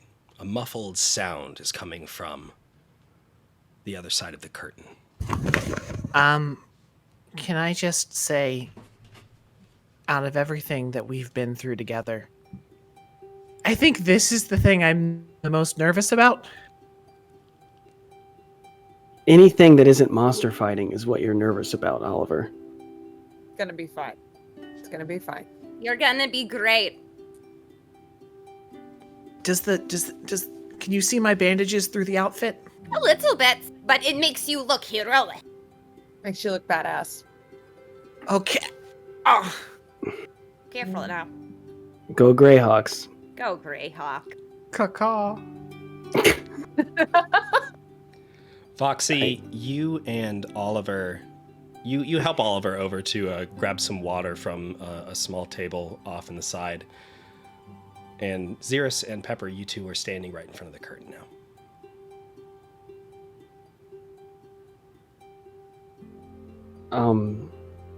I think I owe you an apology. Oh, I don't. I mean, Everything you said about. Yeah, but I probably could have handled it better, I suppose. Xeris, you can handle most things better. Thanks. I'll Pepper, I'll you take are that cutting as out a little bit, just so you know. I don't want to ruin the moment, No. but I do want to hear the Yeah. moment. I guess I don't know. All I'm saying is I guess I was wrong about you, and thanks for being a friend. And then I'm gonna hug. I'm gonna. You hug them, grabbing him tight. Yep. Oh, I hug back so hard. Xeris, is this the first hug you've ever given by, like, your own initiative? Besides family, yes, that would be correct. That's understandable. Your family's really cool. A small A small sound is heard from the backside of the room where Oliver and Voxy are. And a door opens up, and Roland walks in.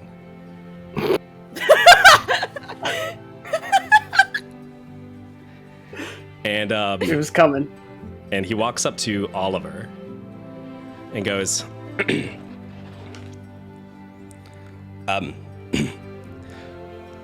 here. And he hands a letter to you. Can I give him a long stare and then open it? Inside is an invitation to join the Iron Wolves. And signed at the bottom is Roland's name. I didn't know if you wanted to or not, but I thought that it might be, a warrior of your stature would be pretty amazing to have on the team.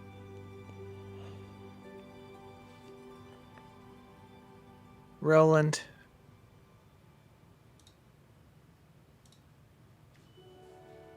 I'm not interested in anything to do with you. And then hand it back. Okay.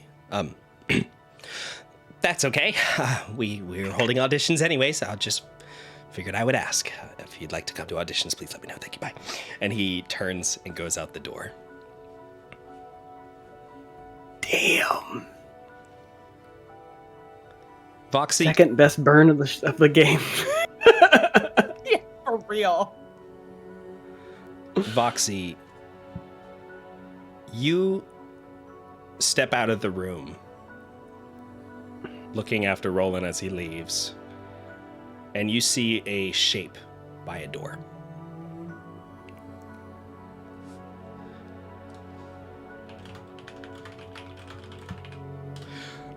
And off on the side of the wall is Sarah. This bitch. She walks over to you. You can see that she's like sort of wringing her hands slightly. And she hasn't seen you yet. She's like turning and stopping and trying to decide if she wants to walk down the hall in your direction or not.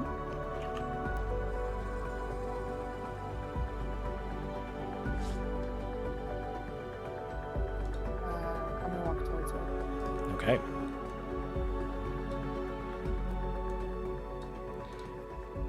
She turns and runs almost face to face with you and goes, oh, I'm sorry. I was actually trying to speak to you.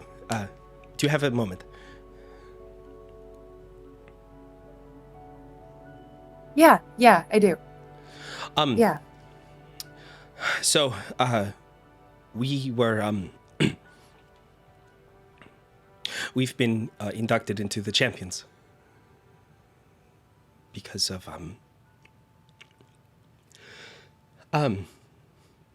what happened. But Yeah. now, we have to, name a apprentice. Yeah.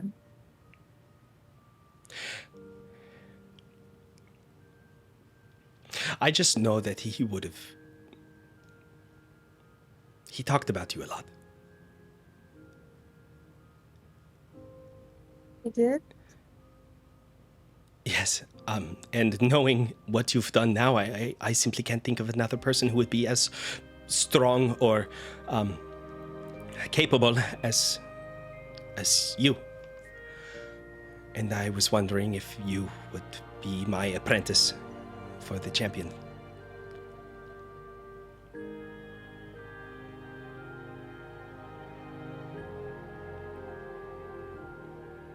I can't think of anything else I'd want more. Thank you. Good. She holds out a hand to give you a handshake. No, I just hug her.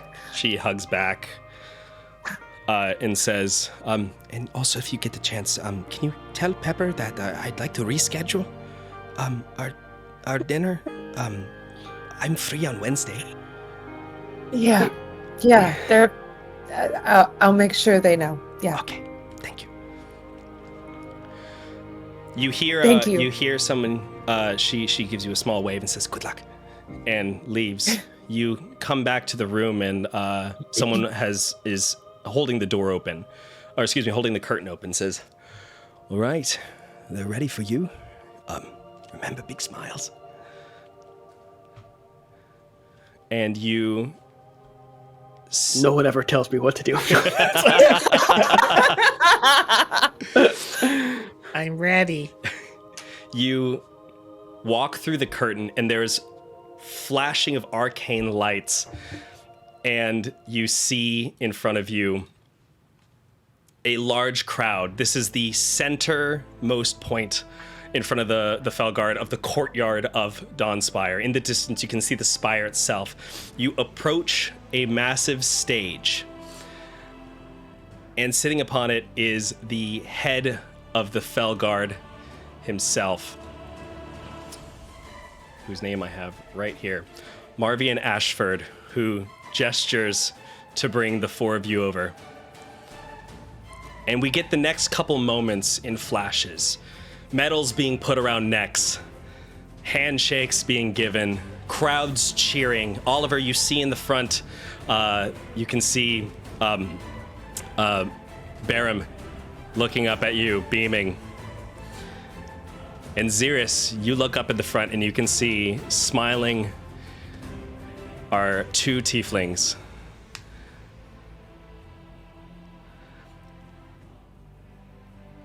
Your mother and your father.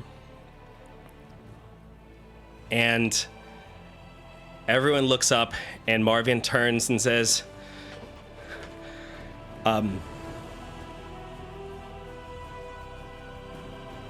now I, for one, am very excited to see where this small group of hunters goes next.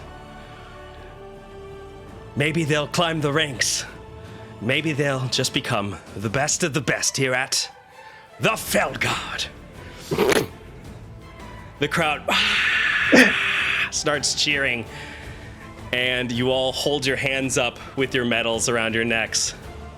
I, with my other hand, I summon my spear and hold it straight up in the air above my head. The crowd goes insane. They absolutely love it. Please tell me the owl makes an appearance. The owl flies in and then flies around the crowd, flies up towards the main group, and then flies directly at the camera and passes by it, and we see the Fellguard appear. And folks, that is going to do it for our campaign. Thank you all so much for joining us. This has been one hell of a fun time. I'd like to thank my cast, Buster Barnes, Jason the Argonauts, Ashla Strange, and Ayman Al-Hoot, who have been absolutely wonderful. I literally could not have done any of this without them, and it was a joy. Fam, how we doing? We just completed it. We didn't die. We I all can't lived. believe it. You came How so did I close. survive that? Oh my god, I had 3 points left, and I was going to be on fire on my next turn. Like, I was going to die. you were set. Thank you, Pepper, for sending Callan to do that, because That was a I was smart move. dead. I would have gone I myself, but I knew Virgolath had to go that round or we were fucked. Yes, you made the Yeah. exact right decision. I'm so glad you did. I would not have thought of that. Also, I didn't get to do this in canon, but Pepper first forced Callan to use his too much capitalism money and build Foxy's family a new house. Yes. Yes! Yes. Callan is slowly atoning for his capitalist sins. He hasn't. Yeah, he didn't get a medal. He hasn't. No, he didn't get shit. Yeah, fuck that guy. Me and my dad are figuring out how to be decent human beings. All Pepper right. was the best of us. What are you talking about? I guess. Keep an eye out on our Discord and our Instagram, because we are going to be sometime next week, maybe we're going to do a sit-down interview where we talk to the cast about the campaign. And in the meantime, we'll see everyone later. Thank you so much. Have yourselves a wonderful evening, and thank you for being here for this game. This was a blast. Good night, everybody.